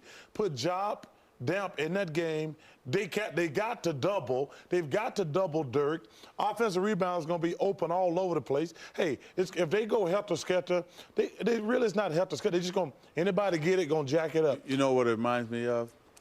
Phoenix never changes. Never. Opponent. Right. And so what Chuck is saying is absolutely right. Matter of fact, you can just throw away everything everybody else said. That's the best point of the night right there because Dallas I don't want to go that far. Dallas submitted to Golden State. Let me tell you something. Was that a joke? I'm sorry. Hey, if you are a big man right now, you're foaming at the mouth playing against Golden State, you're going to get layups and offensive rebounds all night. Because they got all the midgets out there. Just take them down there.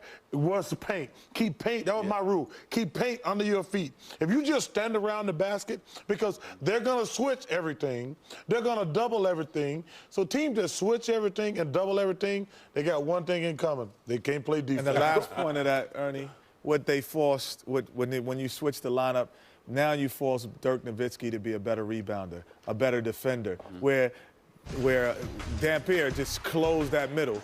And here's a guy, they won't switch their lineups. I'll tell you that, Ernie. Tomorrow night, the Detroit Pistons at home against the Orlando Magic, and then Carlos Boozer and the Jazz trying to even things up with T-Mac and the Rockets. Carlos Boozer played? Carlos, you got to pick it up, brother. I love you. Pick it up. Give me something. Welcome to the T-Mobile Halftime Report. T-Mobile, official wireless services partner of the NBA. Back here on the T-Mobile Halftime Report, as we take a look at Denver and San Antonio playing Game 1, and Allen Iverson honoring those who were killed at Virginia Tech. That's the great thing about sports across this country. Everybody, God bless those people at Virginia Tech. Good point, Charles. I tell you what, this was a physical, tough matchup right here. This series is going to be some series that, of course, right there, vary from the corner for three. But I tell you, I thought both teams, especially in the second half, what a crossover by Carmelo. Got going, and it was a great game to watch. You know, the patience of San Antonio was good, though. Even though they weren't shooting the ball particularly well, Robert Horry's getting smashed right here. But they were patient. They still remained patient. That actually was a good play, believe it or not, because intimidation is important. Tim Duncan, a slow start. Finally, banks one home. You know, Nene's numbers were, you know, sometimes stats don't tell the story. A lot of times. And he had like some good numbers, but he had a great game. San Antonio forging a 5-point lead, 53-48, but it wouldn't last. Allen Iverson. And nobody can stop that. So it's 59-55, and then AI. Off the dribble, off the dribble, off the dribble. An underrated passer, Allen Iverson. This is probably one of the best all-around games I've seen Allen Iverson play. That was part of an 11-0 run by Denver that almost broke this game open, and then San Antonio coming right back at him. You see it's 91-85, and Parker takes it to the rim, 91-87. Oh, you can't go for that steal right there. Duncan, 2-point game. Well, this right here let me know, Ernie, that this is a different Denver team. When it got close, Denver just said, okay, let's just get back going to what was going good for us, and they came out with a victory. Years past, they would have gave it away. Iverson and Anthony go for at least 30 each. Third time they've done that. The previous two in the regular season, they lost both games, but they win game one at San Antonio.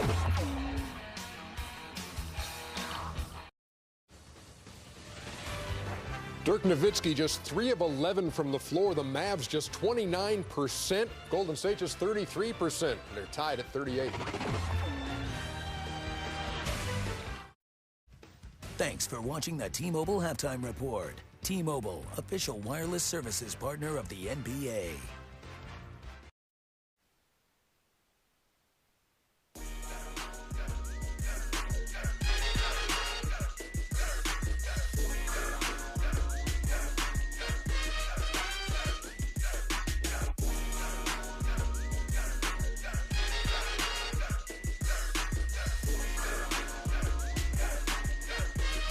And back here at the American Airlines Center, the Warriors and the Mavericks are tied 38 apiece as we get set for the start of the third quarter. And NBA Cares, Jason Terry and Jerry Stackhouse join Mavericks owner Mark Cuban at the Dallas All-Star Celebrity Slam Jam. Now, you looked at Dirk Nowitzki, who is known to slam in a few, and the crowd getting ready for the third quarter. And NBA Cares. The event benefited the Mavericks Foundation and the Heroes Program, which reaches at-risk inner-city kids with opportunities to participate in and benefit from team sports. So let's talk about, Mike, shall we, the first half of this game, which everyone talked 38 all. No one expected the score to be low, but there are some other factors in the game which are really strange as well, aren't they? The first thing that jumps out at you is the shooting woes from both teams. You have Golden State shooting 33%, Dallas shooting just 29%. Normally the three-point line is huge for Golden State. They're just 2 for 13, 15%. For Dallas, they've gotten on the offensive boards. They have 14 offensive rebounds. 51 field goal attempts at halftime. For Dallas, hit only 38 points. Yeah, some strange things are going on, and right now let's take a look at tonight's Dodge game summary, and we'll take a look at some of the numbers. So there's Dallas, 5th in the league in field goal percentage, 29%. You mentioned the 2 for 13. The free throws, Dallas only going to the line 6 times against the smaller team. The rebounding is huge, and there the fast break points. Leading scorer, Steven Jackson with 12 leads for the Warriors. And Josh Howard and Jason Terry each with 9 for Golden State. Baron Davis also has 11 rebounds, and that is a season's high for him. Josh Howard has 9 boards, but it's kind of a crazy quilt game, Mike. One other number that jumps out at you, Golden State has 9 turnovers, but Dallas has only converted 2 points off of that. So that means that Golden State is getting back and stopping the easy, quick scores by Dallas after they turn it over. Here is Beatrice. with the basket. 5th best shooting percentage among NBA starters this year, Andres Biedrins. And he gives the Warriors a 40-38 game. But yes, you're right. The Mavericks' inability to convert on second chances off the boards and turnovers has affected them greatly. And maybe the 14 offensive rebounds is the reason why Don Nelson's gone a little bit bigger here to start the second half. Josh Howard hitting a 3 and giving the Mavericks a 41-40 lead. So you're right, Biedrins is in there with Steven Jackson, Jason Richardson, Baron Davis, and Monte Ellis. And Josh Howard called for his second personal foul for the Mavericks. It is the same 5 that started the game. Terry, Harris, Howard, Nowitzki, and Devin George. Jason Richardson, who has 2 personal fouls, struggling from the field now, 1 for 5. Opening minute of play here at the American Airlines Center. Game 1, best of 7. The top-seeded Dallas Mavericks with a glorious 67-15 regular year, and a great block by Biedrins. Loose ball, and the Mavericks wind up with it for only a second. Here's Jason Richardson to Ellis, and Nowitzki will be called for the foul. There's no question, whatever's going on here, that the Warriors, Mike, are really getting the Dallas Mavericks out of the game they like to play. They're getting the tempo where they want it to be. The style of play is exactly what Don Nelson knows has to happen for them to have a chance to win a game and perhaps go on and try to win a series against the team that has the best record in the NBA. You know, I said a moment ago, maybe the 14 offensive rebounds is what led Nelly to change his lineup and start Biedrins. But the other thing is Harrington had 3 personal fouls at halftime. Perhaps Don Nelson's trying to save Al Harrington, not get a 4th one quickly to start the 3rd quarter, and then come back with him strong and a lot of minutes down the stretch. All right, right now let's check in with Pam Oliver. Dick, I talked with Warriors assistant coach Keith Smart at the half. He said Don Nelson and the Warriors have a couple of points of emphasis. Second chance points is one. The Warriors missed 9 layups in the first half, and they got to do better in that department, he said. Rebounding is another issue. Baron Davis, as the point guard, is not the guy you want leading the team in rebounds. I asked in response to something the guys were talking about in the studio, and that's about Avery Johnson's lineup changes. And Smart said, although they acknowledge the Mavs are adjusting to what they do, he's not surprised at the lineup change. Back to you. All right, Pam, thank you very much. As Steven Jackson hits a 3. So Jackson with his first 3-point field goal of the game, and the Warriors start out smartly here early in the 3rd quarter when you would think maybe the Mavericks are going to settle things and start to pull away. No, it's the Warriors with a 4-point lead, and as a result, Avery Johnson wants a full timeout. Golden State has no fear playing against the Dallas Mavericks. I mean, they come in this thing understanding, hey, we just barely got into the playoffs. Nobody expects us to win this series. Why not play loose? This is exactly what Don Nelson wants. The 2007 NBA playoffs on TNT. Brought to you by Dodge. You can take life as it comes, or you can grab life by the horns. Dodge. And by McDonald's. I'm loving it.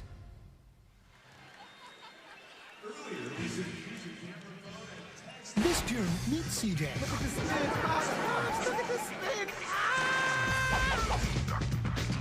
Get ready for Tyler Perry's House of Pain, coming this June to TBS. I still got it, baby. Ain't that nothing. Back here in Dallas, Don Nelson's team with a 45-41 lead. Was very interesting, Mike, with all the timeouts called. The Dallas Mavericks have only 2 timeouts remaining plus a 20. That's perilously low number at this stage. Well, Avery Johnson obviously has not liked different stretches of the game as they've gone along here. He's trying to make his point or perhaps make substitutions at a particular time, but he does not want Golden State to go on quick runs. Remember, he told us earlier today the 14-2, 8-0 runs have really hurt them in the 3 games this season. This is the kind of game, though, that you may need some timeouts toward the end with the way the Warriors play. Monte Ellis with a fall-away hit, and Ellis now with only his 2nd field goal of the game and a 6-point lead. A 7-0 run by the Warriors. Dirk Nowitzki going to the bench right now. Nowitzki has scored 7 points, has 9 rebounds. And a 3-pointer by Devin George, his 2nd of the game. So Devin George has come in. Of course, he has a lot of playoff experience and some rings to show for it with the Lakers. Rick, when coaches go to zones, as Baron Davis misses a long three-pointer, when coaches go to zones, they will stay with the zone as long as a team doesn't score against them. Each time Don Nelson has gone to his 2-3 zone, Dallas has hit a three-pointer against it immediately. And he still is in that zone right now. And there's Devin George, who hit it 3 moments ago. The Sagana drop into the game, who replaced Nowitzki, gets the offensive rebound. And another possession. So Harris with Terry, Howard, Jop, and Devin George for the Mavericks. Jason Richardson getting the rebound, and here come the Warriors again. George picking up Richardson to prevent any kind of penetration out there. Howard is overplaying against Jackson and a turnover. Devin George on a 3-on-1 fast break, and Terry lays it in. Jason Terry now with 11 points. And it's a 1-point Golden State lead. Both teams with multiple players that can lead a fast break, whether it's a point guard, a two-guard, a small forward, and even the power forwards can lead the fast break. Monte Ellis, this time his fall away doesn't go. Josh Howard in the paint over Beatrice. Josh Howard now with 14 points, leading scorer for the Mavericks, and they regain the lead and force Don Nelson to talk things over with little less than 8 minutes to go here in the third. And that's exactly why Avery Johnson has used up the timeouts. He's trying to get it right, trying to get it straightened out, give his team a chance rather to get themselves on a run and get the crowd back into the game. And they are.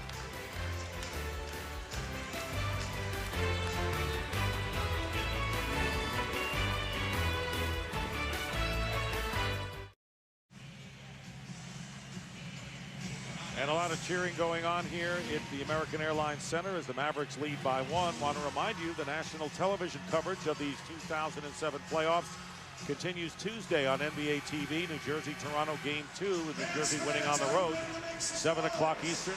ESPN Friday, it'll be the Bulls against the Heat, Game 3 at 8 o'clock, followed by the Mavericks and the Warriors when they go out to Oakland in the Golden State first home playoff game in 13 years. That'll be a 10:30 start. And ABC Sunday, Chicago-Miami Game 4, followed by Phoenix and the Lakers. Also Game 4. Coverage begins at 12:30 p.m. Eastern Time. So following the Don Nelson timeout, same 5 out there for the Warriors. Steven Jackson with Jop converging, gets a piece of that one.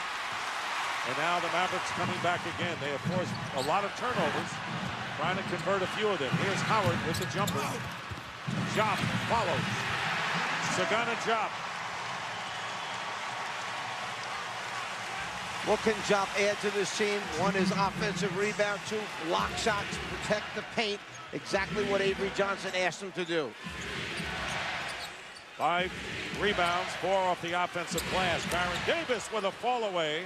Hey, that fall away shot is effective for these smaller Golden State Warriors who moved to within 1. Well, Monte Ellis hit that same shot from the same spot almost, and Baron Davis comes back and matches it. Baron Davis with 11 first-half rebounds. Devin George runs into Monte Ellis, and a foul is called, and let's see who gets called for it. And it will be against Ellis at his 3rd. I had mentioned earlier that when the minutes went up for Jop down the stretch of the season, he averaged 2.5 block shots a game. There he is against a much smaller, quicker player. Gives him enough space and distance, yet challenges. Then after the missed shot, his job, go get the ball, get us second shot opportunities, the offensive rebound, and score for Sagana Jop. So here's Devin George at the line. 7 years with the Lakers and possessor of 3 championship rings. And they know that with his defense, and he can really defend the point guard through the power forward. He has that kind of ability. Thought he might be defending Jason Richardson, but it was Baron Davis who Avery Johnson wanted to have him on. And it's one of the things that Avery Johnson told us. That's why we went out and got Devin George, because he can defend the bigger, stronger guards. Mavericks are up by 3. About 6.5 minutes remaining in the third quarter. Devin George now guarding Baron Davis, isolating Davis, and the pushing foul against George. That'll be the 3rd team foul of this third quarter against the Mavericks, and George's 2nd. Dick Pavetta leading a little discussion there between Baron Davis, Devin George, and Pavetta, the mediator.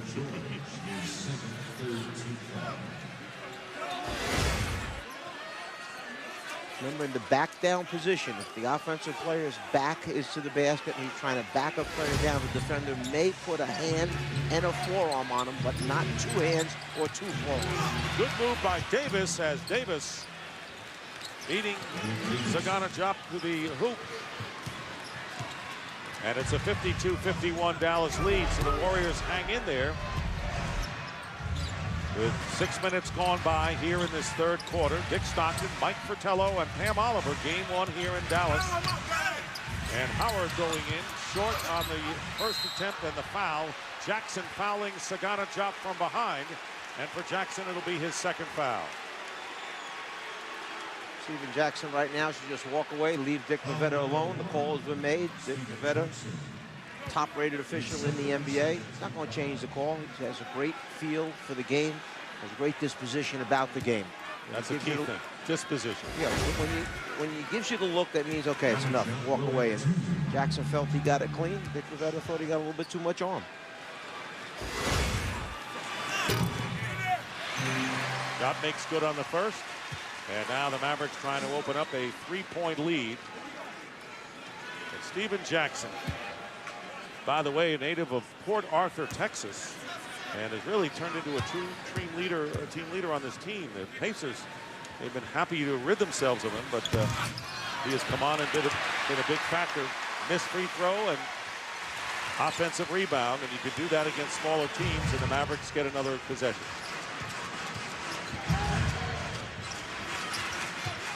Devin George right now is down low, and now Diop moves to that position.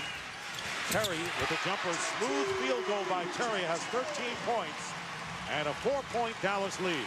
The one thing about switching with Golden State, they're not going to throw the ball to Diop in the low post area, so they're not that concerned about him rolling to the basket as Baron Davis goes down the lane, draws the contact, and goes to the line for two. And so Baron Davis will shoot, and Diop picking up his fourth personal foul. So Baron Davis, who is no stranger to playoffs, the Warriors way shy, of course, of the Mavericks in playoff experience. This is the 6th season that Baron Davis has been in the postseason. Hits the first free throw. Looking for his 13th point, already has a double-double, and there's Dirk Nowitzki, who has been on the bench. And the Mavericks have done pretty well. Both times Diop goes out with 4. Both times that Nowitzki has been out of there, the Mavericks, oddly enough, have flourished. 14-5, they have outscored Golden State this latest time that Dirk was on the pine. You wouldn't be suggesting that perhaps no, Avery Johnson just leave Dirk on the bench for the rest of the game? I just want to find out. Okay. That's logic. That's faulty logic. But thanks for bringing it up anyway. I would not suggest that. But that's the way the numbers have turned out so far with Dirk on the bench 2 times. And that's why the crowd gave Diop such a big ovation when he left. He did his job when he was in there. Josh Howard with a 3. So Josh Howard with his 3rd 3-point basket of the game. He's hit 3 of 4 from beyond the arc. Baron Davis with a 360 inside, and he's fouled. But the Mavericks leading by 5, which matches their biggest lead of the game. Draw and kick. Draw the next defender, kick it to the open teammate, and then a guy like Howard makes you look good by knocking him down. And Stackhouse has entered the game. Committed the foul on Davis, and Davis shooting 2. Jerry Stackhouse tonight has not scored. In fact, other than Diop's 3 free throws, the Dallas Mavericks don't have anything from their bench. Bit unusual. Dallas perhaps one of the deepest and most well-built teams. And I mean by that they can play against a variety of different lineups and still have a lot of success with that. So yes, it is very surprising. Well, Baron Davis hitting both free throws has scored the last 8 points for the Warriors, who trail by 3, 58-55. 4:40 remaining in this third quarter. Here's Stackhouse with Baron Davis knocking the ball away. Great steal by Baron Davis as he knocked it away and gets the ball back. Driving to the hoop against Nowitzki, cannot convert. But what a great first step to the basket. What's that, maybe the 6th or 7th time that we've seen Golden State get to the rim and not convert once they get there. That was Ham's last report on the missed layup. Meanwhile, Dirk Nowitzki hitting from outside. He has 9. And the Mavericks, again, with a 5-point lead, 60-55. Here's Matt Barnes feeding Jackson with the layup. Matt Barnes, the 3-point shooter and the first man off the bench for Golden State tonight, with a good assist there.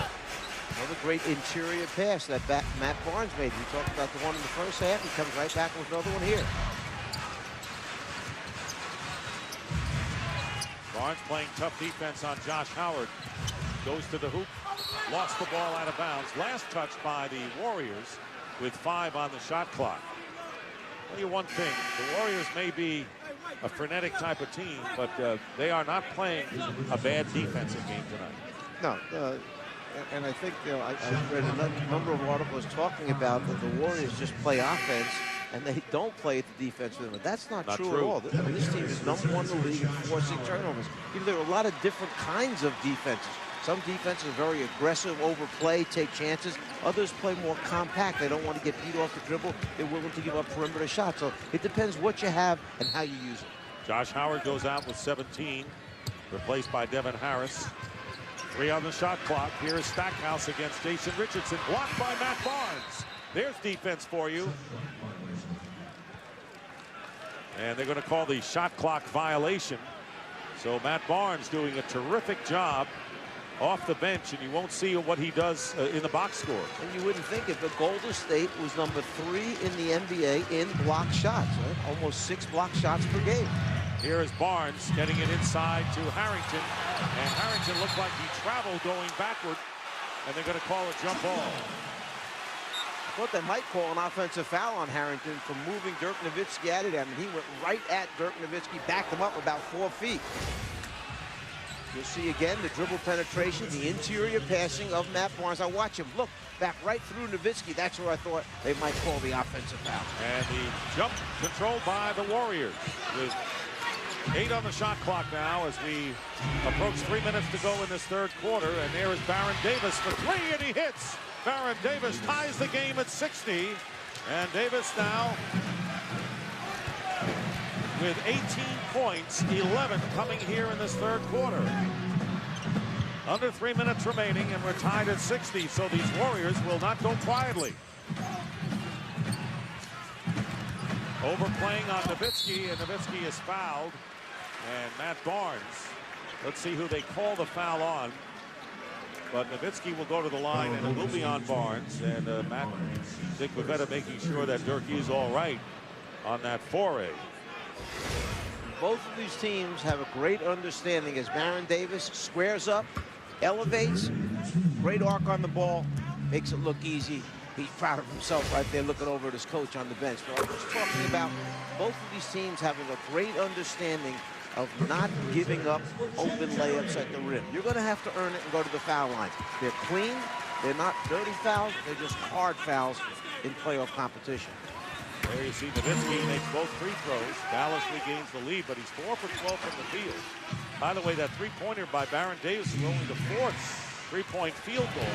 They are 4 for 15 are the Warriors after 2:38 to go. Mavericks are up by 2. Here's Steven Jackson, wild 3. And taken down by Greg Buckner, who's coming to the game. Harris, Stackhouse, George, Nowitzki, and Buckner out there for the Mavericks. And we'll have a whistle and a foul by the Warriors away from the ball. That'll be their 4th team foul. So they're not yet in the penalty.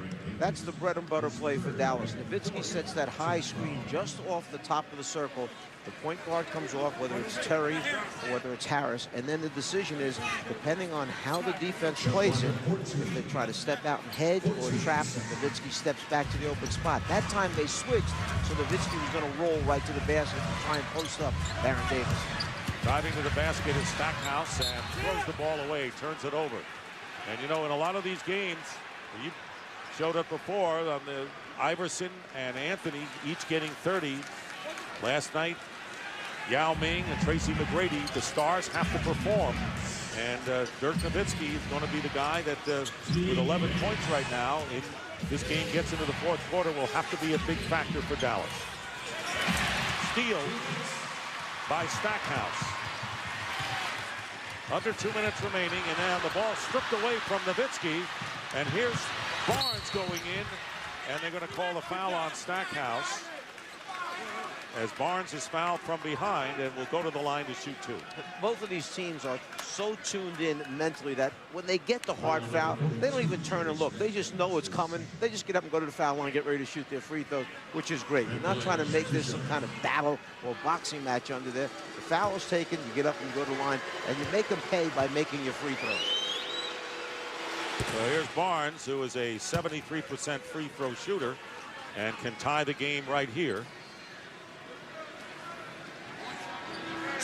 Matt Barnes in his 4th year from UCLA.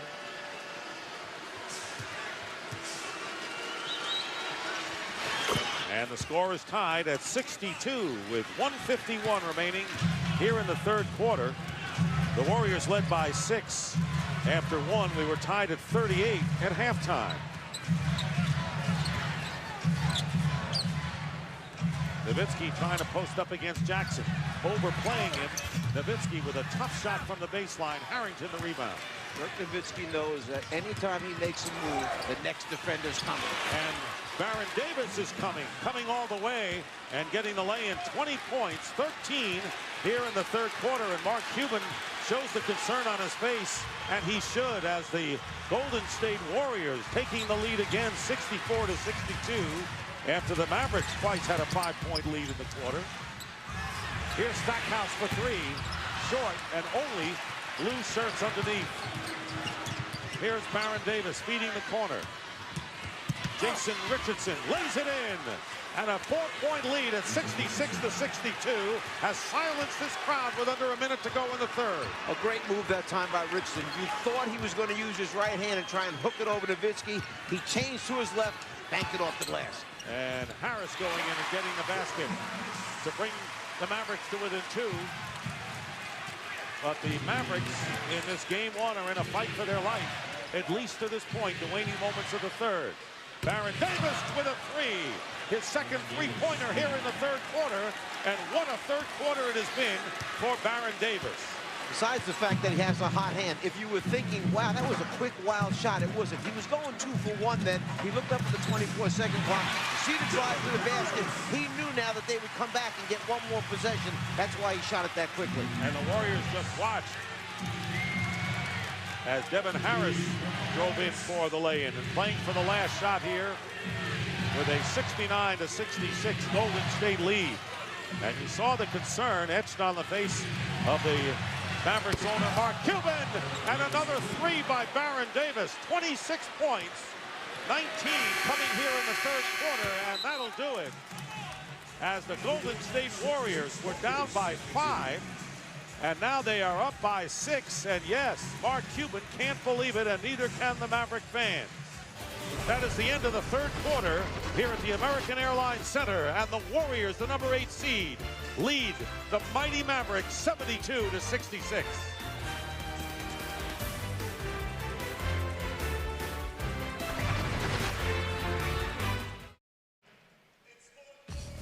Now it's time for tonight's U.S. Army strong performance of the games. Baron Davis, who has scored 19 of the Warriors' last 25. Davis has 12 rebounds up to this point in the game. Comes across in a rotating manner to block a shot. 5 assists for the point guard from Golden State. And then behind the three-point line has knocked down 3 out of 5 attempts. He has 26 points at the end of 3 quarters, 19 points in the third quarter. Fans log on to TNT Overtime on NBA.com to see more U.S. Army strong performances. Start the fourth quarter, Devin Harris, Greg Buckner, Dirk Nowitzki, Josh Howard, and the ball picked off by Barnes inside. Stackhouse, the 5th member of the Mavericks in the lineup. Jason Richardson missing a 3-point attempt. Warriors have Jackson, Richardson, Barnes. Al Harrington is back in the game, and of course Baron Davis, who Has really put the Warriors right smack in the middle of this chance to upset Dallas in game 1. And they're going to call the personal foul on Steven Jackson on Nowitzki. That'll be Jackson's 3rd foul. Nobody on the Warriors has as many as 4 personal. It may not look like Dirk Nowitzki's having one of his better games. He has 11 points at the end of 3 quarters, but he has 11 rebounds now, 5 on the offensive glass, has 3 assists and 2 block shots. And how the complexion of the game changed. Golden State had 38 points in the first half, 34 in the 3rd quarter. So that offense and the shooting came alive. Here's Terry working against Harrington inside and lays it in. Mavericks have had a lot of uncontested layups tonight as they come within 4. Here's Davis, guarded by Terry. Double team, they go to Harrington for 3. Barnes with the offensive rebound. Well, he has really been a hustle player coming off the bench tonight. Had 16 minutes at the end of 3 quarters, and they are very, very productive minutes. Steven Jackson with a 3. So Steven Jackson with his 2nd 3-pointer and the 7th of the game for Golden State, and they have now matched their biggest lead of the game, 7 points. Remember we talked about 2 for 13 at halftime from the 3-point line. Harris finding Terry, who's fouled, and I think that'll be 3 at the line. 3 at the line for Jason Terry as he is fouled by Matt Barnes. Matt Barnes knew right away. He pointed and said, look, I know, mistake on my part, a little bit too aggressive that time, trying to close out to the 3-point shooter because he knows that Terry can make a 3. And here's Terry, who, like many of the Mavericks, outstanding free throw shooter at 80%, and don't blame me for the jinx. But he's a 44% 3-point shooter, so that's why the real hard closeout by Matt Barnes. And a quiet, kind of puzzled crowd out here tonight in Dallas at the American Airlines Center. Mavericks coming on strong, came in with their motto, unfinished business. They remembered what happened last year when they lost their composure a bit. Had a 2-0 lead over the Miami Heat in the finals. Lost 4 straight. Nothing will satisfy them more than winning the Larry O'Brien Trophy. Don Nelson comes in with a hot Golden State Warrior team, but still number 8. And look at the kind of game they're playing, giving them everything they can handle. 5-point game. Monte Ellis tried that extra pass to Harrington. Sometimes it's just one pass too many. The difference between knowing when to shoot and get it up there. Ellis saw the big defender in front of him, figured he'd laid off to his teammate, but obviously wrong decision. Michael Petrus checking into the game, and Petrus a starter for half of the season before the trade that brought Steven Jackson and Al Harrington from Indiana. 2 minutes gone by here in the 4th quarter. Dick Stockton, Mike Fratello, and Cam Oliver. The Warriors lead by 5. And we'll have a Golden State foul. It'll be their 13th foul of this 4th quarter, and it'll be on Michael Petrus.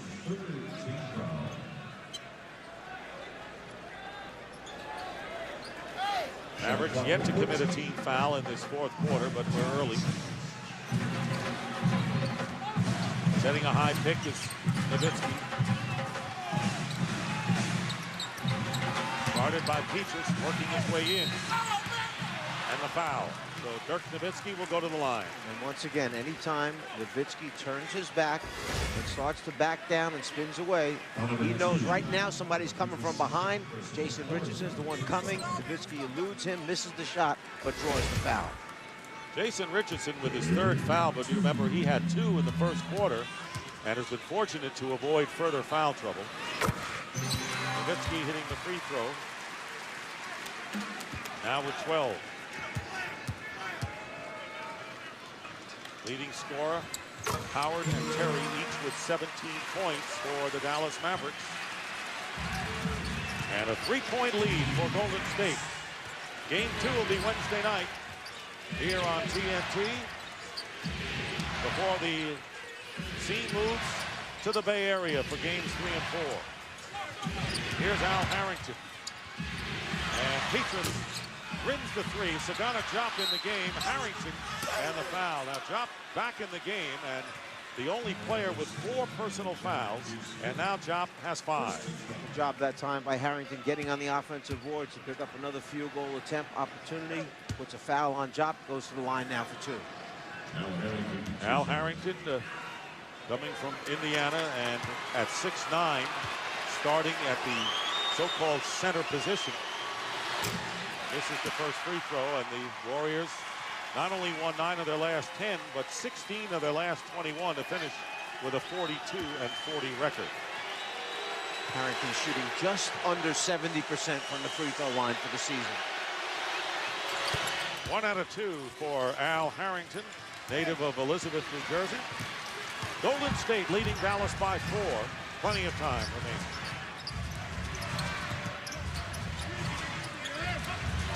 And the pass back, Harris getting the basket. Great feed and a foul.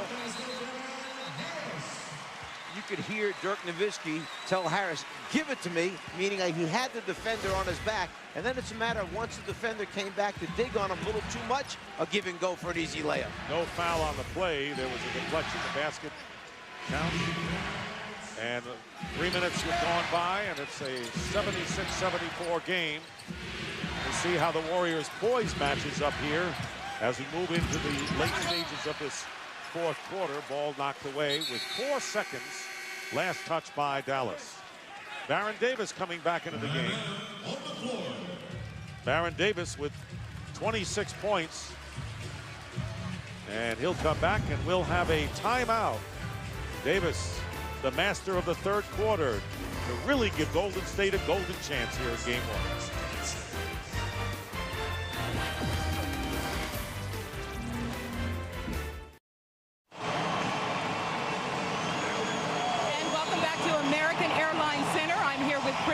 Executive Vice President of Basketball Operations for the Golden State Warriors. As your team holds on to that slim lead, what are you thinking they need to do to hold on to win this ball game? Well, anything we have to.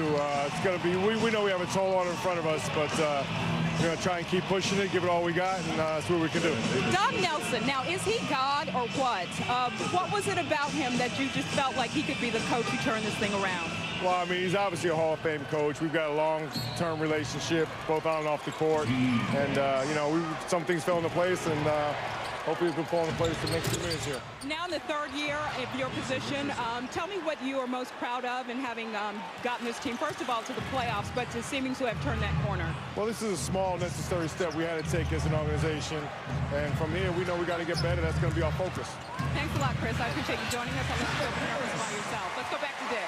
All right, Pam. Devin Harris scoring after Jason Richardson getting the field goal, and the Warriors up by 2. I asked Chris Mullin today, has Nelly changed from when you played for him? He said, no, he has changed. He said he's added a few things to his repertoire. He's taken a few out, but he has a great feel for when he can say something to a player, when to leave a player alone. They respect him. Richardson hitting a 2. So Richardson with his 2nd basket here in the 4th quarter, trying to get hot. Now 3 for 8 from the field. It's 80-76. Golden State is in there, and here's Harris, and the ball stripped away from him inside by Ellis, out of bounds. And they're going to call the foul against the Warriors, and let's see if it's on Baron Davis. They'll call it on Harrington, and that'll be 4 on Al Harrington.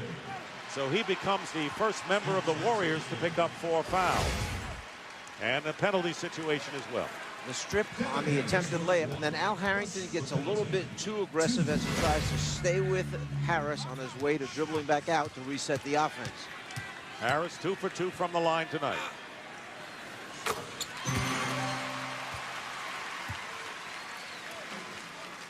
However this game winds up, the Dallas Mavericks will have worked hard.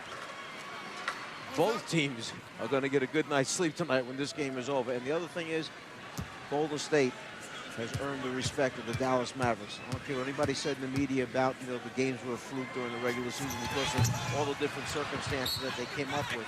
but this Golden State team plays Dallas well, and that's just a fact, the way it is. Some teams play other teams very, very well because of matchups. And Avery Johnson, of course, indicated that, I think, to us when he decided to make a change in his lineup to try to counter the kinds of things he knew he would see from Don Nelson. That was not a split-second decision. I'm sure that Avery and his coaching staff, Del Harris, okay, a great assistant coach with Dallas, spent a lot of time in making that decision. It was a very bold move to do that, but they felt it was necessary to give them the best chance to win. Remember now, they 6 out of 7 for Golden State against this Dallas team.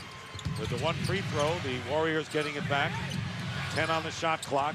Double team on Jason Richardson. Jackson to a wide open Petrus.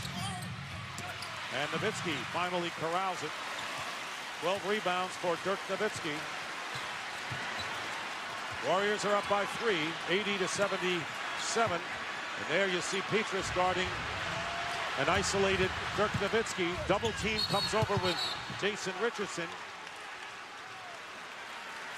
And they're going to call the foul, and it'll be in the act of shooting. So Nowitzki will go to the line and fire away for 2. The personal is on Jason Richardson.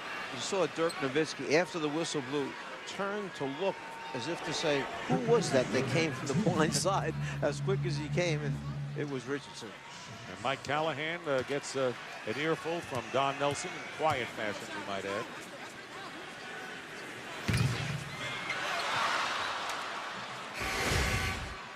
Nowitzki starts to put it down. Baseline, you know from behind, somebody's coming. And there's Richardson reaching in, and the foul is called. See, Don Nelson would not tell us what the Nowitzki rules were, but Mike Fratello, a savvy fellow here, picked it up early on. I'm just writing the one chapter in the book, kind of the Nowitzki rules. 1 out of 2 for Dirk Nowitzki, and it's 80-78. The Warriors lead. Nearly 5 minutes gone by here in the fourth quarter. Richardson for 3, and that'll go out of bounds. Mavericks get it back. Jason Richardson shot that one thinking he was going to get fouled. He was off balance, floating to his left. Not the best percentage shot. 7 for 23 from threes tonight for Golden State. And this crowd on its feet looking to see if the Mavericks can draw even, or better yet, take a lead. Sagana Diop, who's playing with 5 fouls, but in the lineup. Here is Terry wide open. And an offensive foul is called, and shaken up is Matt Barnes. Barnes was knocked to the floor, and the foul is called against Josh Howard. On the pick and roll, the screener, who is Howard, wipes out the defender who's trying to go underneath him, and that's where the offensive foul is called.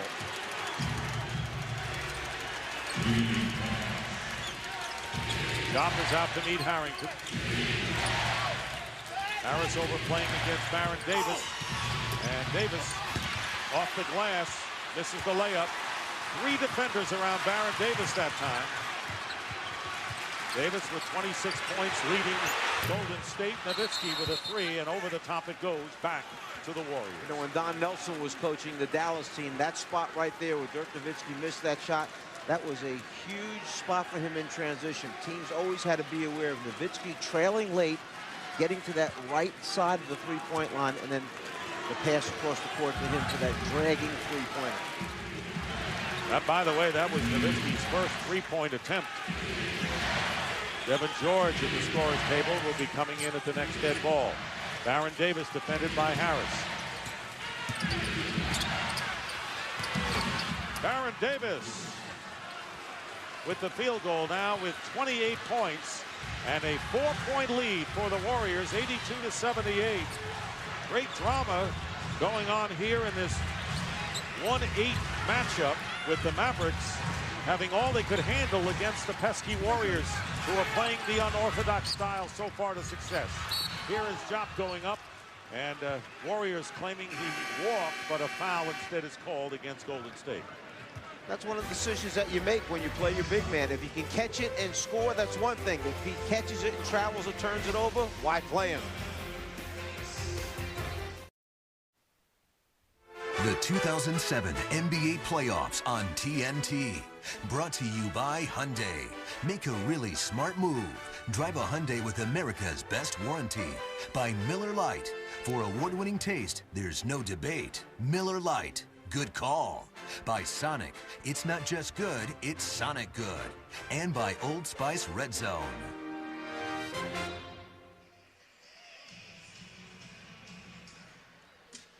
Golden State leading Dallas 82-78. In case you missed it the first time, Jason Terry and Jerry Stackhouse joined Mavericks owner Mark Cuban at the Dallas All-Star Celebrity Slam Jam. The event benefited the Mavericks Foundation and the Heroes Program, which reaches at-risk inner-city kids with opportunities to participate in and benefit from team sports. NBA Cares, continuing a tradition of basketball and service to the community. Jason Terry in there with Josh Howard, Dirk Nowitzki, Sagana Diop on the line. And Devin Harris, Diop makes good on the first. Don Nelson,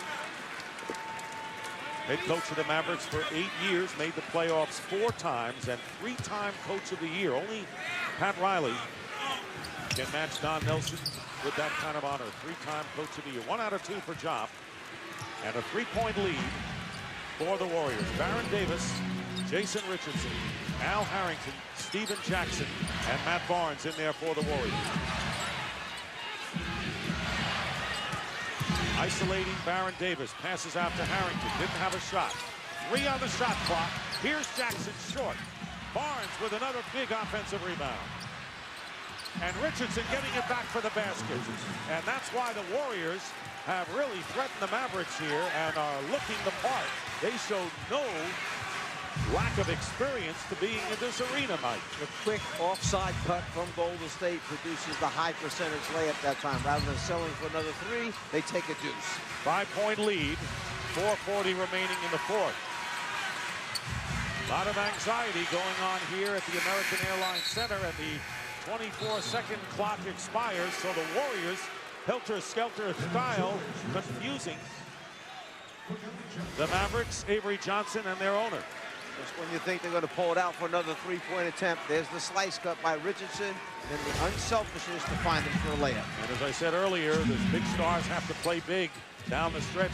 Nowitzki 4 for 15 in this game, and the Mavericks are going to need him, small ball or not, down the stretch, if they're going to survive this game. Davis going baseline against Devin George and was pushed. That'll be only the 2nd team foul against the Mavericks here in the fourth quarter. When you think of post-up players, you think of big people. But for Golden State, their best post-up guy, Baron Davis. The last 2 times down, that's what Nelson's done, is posted him. After Baron Davis, probably Steven Jackson and Junior Harrington. Harrington just now getting back to his post-up game after the injury. And maybe the 3-0 edge in the season series by the Warriors, not so deceptive after all. And now a Dallas foul called against Devin George. It'll be his 4th, and all of a sudden, 3 team fouls called against Avery Johnson's group. One thing that Nelson likes is when you post up a guard and they see the double team coming, guards can pass much better than most big people can out of the double team. Approaching 4 minutes remaining in the fourth. Richardson bottled up by Terry with 5 on the shot clock. And Richardson fires it up, and it's picked off. The air ball. Great defense by Terry in the corner against Richardson. Now let's see what the Mavericks can do to get back here, trailing by 5. Dallas heavy favorites in this game and in the series against the 8th seed. Devin George misses a 3-point attempt. Jackson getting the rebound. The Mavericks have not scored a basket in the last 4 minutes and 45 seconds. So the Warriors playing aggressive, uncompromising defense to go with their offensive style. 7 on the shot clock. Here's Steven Jackson with a 3. A huge 3. And right now, Mark Cuban is enraged. And a timeout called by the Dallas Mavericks. They had 1 full and 1:20 left. And now they only have 1 timeout left as the Golden State Warriors have opened up their biggest lead of the game. 87-79. Now it's time for tonight's Wendy's Making the Right Choice. After Steven Jackson missed a 3, Matt Barnes comes up with the rebound. It looks like Steven's going to shoot another one, but instead he makes the right choice and finds his slashing teammate, Jason Richardson, with the easy layup. So much of the drama of this game with Don Nelson coming back to Dallas. And, of course, leaving the Dallas Mavericks under less than friendly conditions. They are not friends anymore. Mark Cuban, the owner of the Dallas Mavericks, and Don Nelson, although Don Nelson's son, Donnie, is the Mavs executive head of operation. So that's one of the strange intertwined relationships that goes on as this series goes underway. The Mavericks 5 minutes without a basket, trailing by 8. Nowitzki misses, and the rebound taken down by Baron Davis. You see the fast break by Matt Barnes, a long pitch ahead pass that time by Golden State. So the Warriors not using any clock, if that's what you're thinking about. They're going and get the basket and a 10-point lead, the first double-digit advantage by anyone tonight. Harris spins his way in for the basket. So Devin Harris now with 19 points, cutting the lead to 8. That ends a 7-0 Golden State run. But what a game played by the Warriors, shocking this crowd. The Mavericks and their owner as the number 8 seed coming in, showing no fear. Can they hold on? That's the question. But a big steal here by Harris. And a block made. Harris, block made by Jason Richardson. And the ball goes back to Golden State. And Barnes hits from the corner. And now Avery Johnson wants to signal a timeout, a 20-second, and that would be the last timeout. Meanwhile, Devin Harris is under the basket, not moving for the Mavericks. A great block by Jason Richardson, preventing the layup, and then a 3-point basket at the other end by Matt Barnes. Stunning. Dick, one of the things I think is very hard as far as the judgment for an official, the block was clearly a clean block. But after the block, then the bodies collide. The defender lands on top of the offensive player, drives him into the stanchion, and that's where the injury takes place. No foul is called because on the block shot, there was no contact. And it's a very difficult call. Tough to define this. Clean block, follow through, crashes into him, and now they land in the stanchion. Here we go from a different angle. You'll see Richardson get up, gets it before it gets to the glass, but then there's the follow through. That, I think, is what Avery Johnson is saying is clearly a foul. And there is Devin Harris rubbing his right shoulder. And 92-81 lead, biggest lead of the game for the Warriors with 2:09 left to play. And the Mavericks have no timeouts remaining, Mike, and they started using them in the first half and has finally caught up with them, trailing by 11 and no timeouts left. So you're down by 11 points, have no timeouts, and you have to play the last 2 minutes of this game. Here is Josh Howard driving to the basket and fouled. So Howard will go to the line to shoot 2. The Warriors have been over the limit for quite some time, and Richardson picking up his 4th foul. Stunning game, game 1. You knew that the Warriors were going to come out in an unconventional form. The question is, would they be able to play that effectively for 4 quarters against a poised team that has their eyes on winning an NBA championship, 1 against 8? And they have. The Warriors have played an incredibly poised game in their style for 4 quarters. Well, Dallas has dedicated its entire season to the sole purpose of getting back to the NBA Finals and winning it this year. Everything they've done this year was with that in mind. Yet you have a team who is imposing its will on them right here, Golden State. They're not going to change. You've got to make decisions how you're going to play them. 9-point lead with 1 minute and 41 seconds remaining. Here's Baron Davis hitting the jumper. And all of this becomes a dagger as Baron Davis now with 30 points, 23 coming here in the second half. Again, an 11-point lead. 1.5 minutes to go. This is the best I've ever seen Baron Davis play in the league. He's always had to deal with injuries. You see the missed 3-point attempt by Terry that time. No question Baron Davis has his weight down. That is allowing his body, okay, to not have as many injuries as he's had in the past, and as a result, not only is he so effective at the offensive end, look at the minutes he's playing, and then he's defending the best I've seen him defend in the league. We can now understand what Don Nelson meant when he said to us, I thought he was pretty good before, better than I ever imagined. And now nearly a minute to go, and some of the crowd starting to make their way out of the American Airlines Center. Baron Davis for three, hitting another three.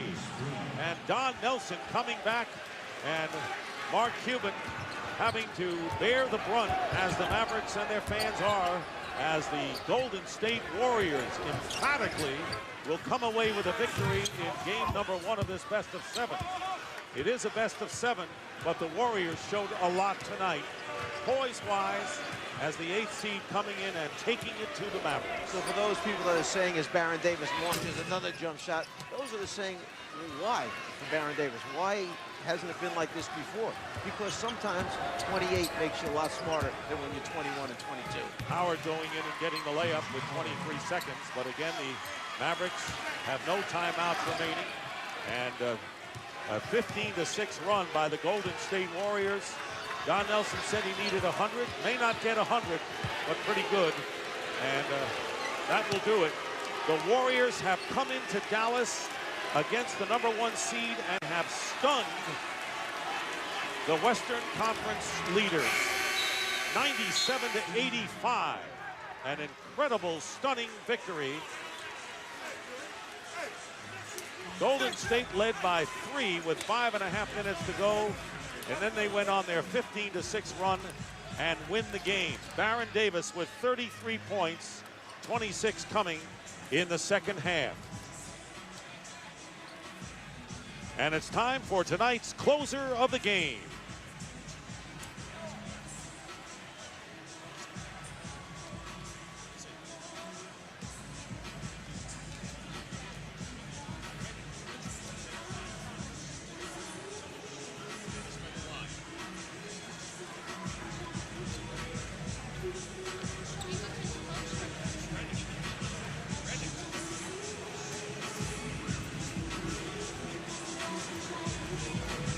All right, now let's send it over to Pam Oliver.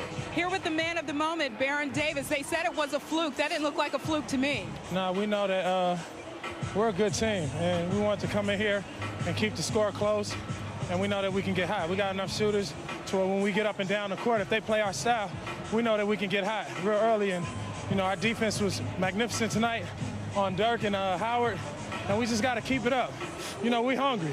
We hungry. We got nothing to lose. Your teammate Stephen Davis left the court saying, you did this, you did this. Did you take it upon yourself to really kind of show that leadership and to lead this team in the playoffs? Well, I knew I had to do something in the second half. First half, I was getting to the rim, missing shots. You know, my shot felt good. And Steven Jackson, he carried us the first half, so I knew it was up to myself, Al, and Jay Rich to pick up the scoring load, and you know, I was able to come through tonight. You did that with basically one eye. You told me that that one eye is a little blurry. How's it feeling? It's feeling better. Coach told me at halftime, yeah, it's probably a good thing I got hit in the eye. That way I started making some shots. So thanks to Coach. And thanks to you for stopping by. Let's go back. Yeah, I love you. Mama, I love you. That's for you, Mama. All right, Mama heard it, Baron, and congratulations to you. Thank you, Pam, and right now it's time for tonight's closer of the game. Baron Davis. What more can you say? 33 points. And 14 rebounds. Don't miss all new episodes of The Closer coming this June only on TNT. So our final score tonight, the Golden State Warriors 97, the Dallas Mavericks 85 to take a 1-0 lead, a shocking lead in this best-of-7 series. So for Mike Fratello, Pam Oliver, and the rest of the crew, I'm Dick Stockton saying goodnight from Dallas. After this break, we'll send it to Ernie Johnson in our Atlanta studio for Inside the NBA. TNT is your exclusive home for the Eastern Conference Finals. So long, everybody.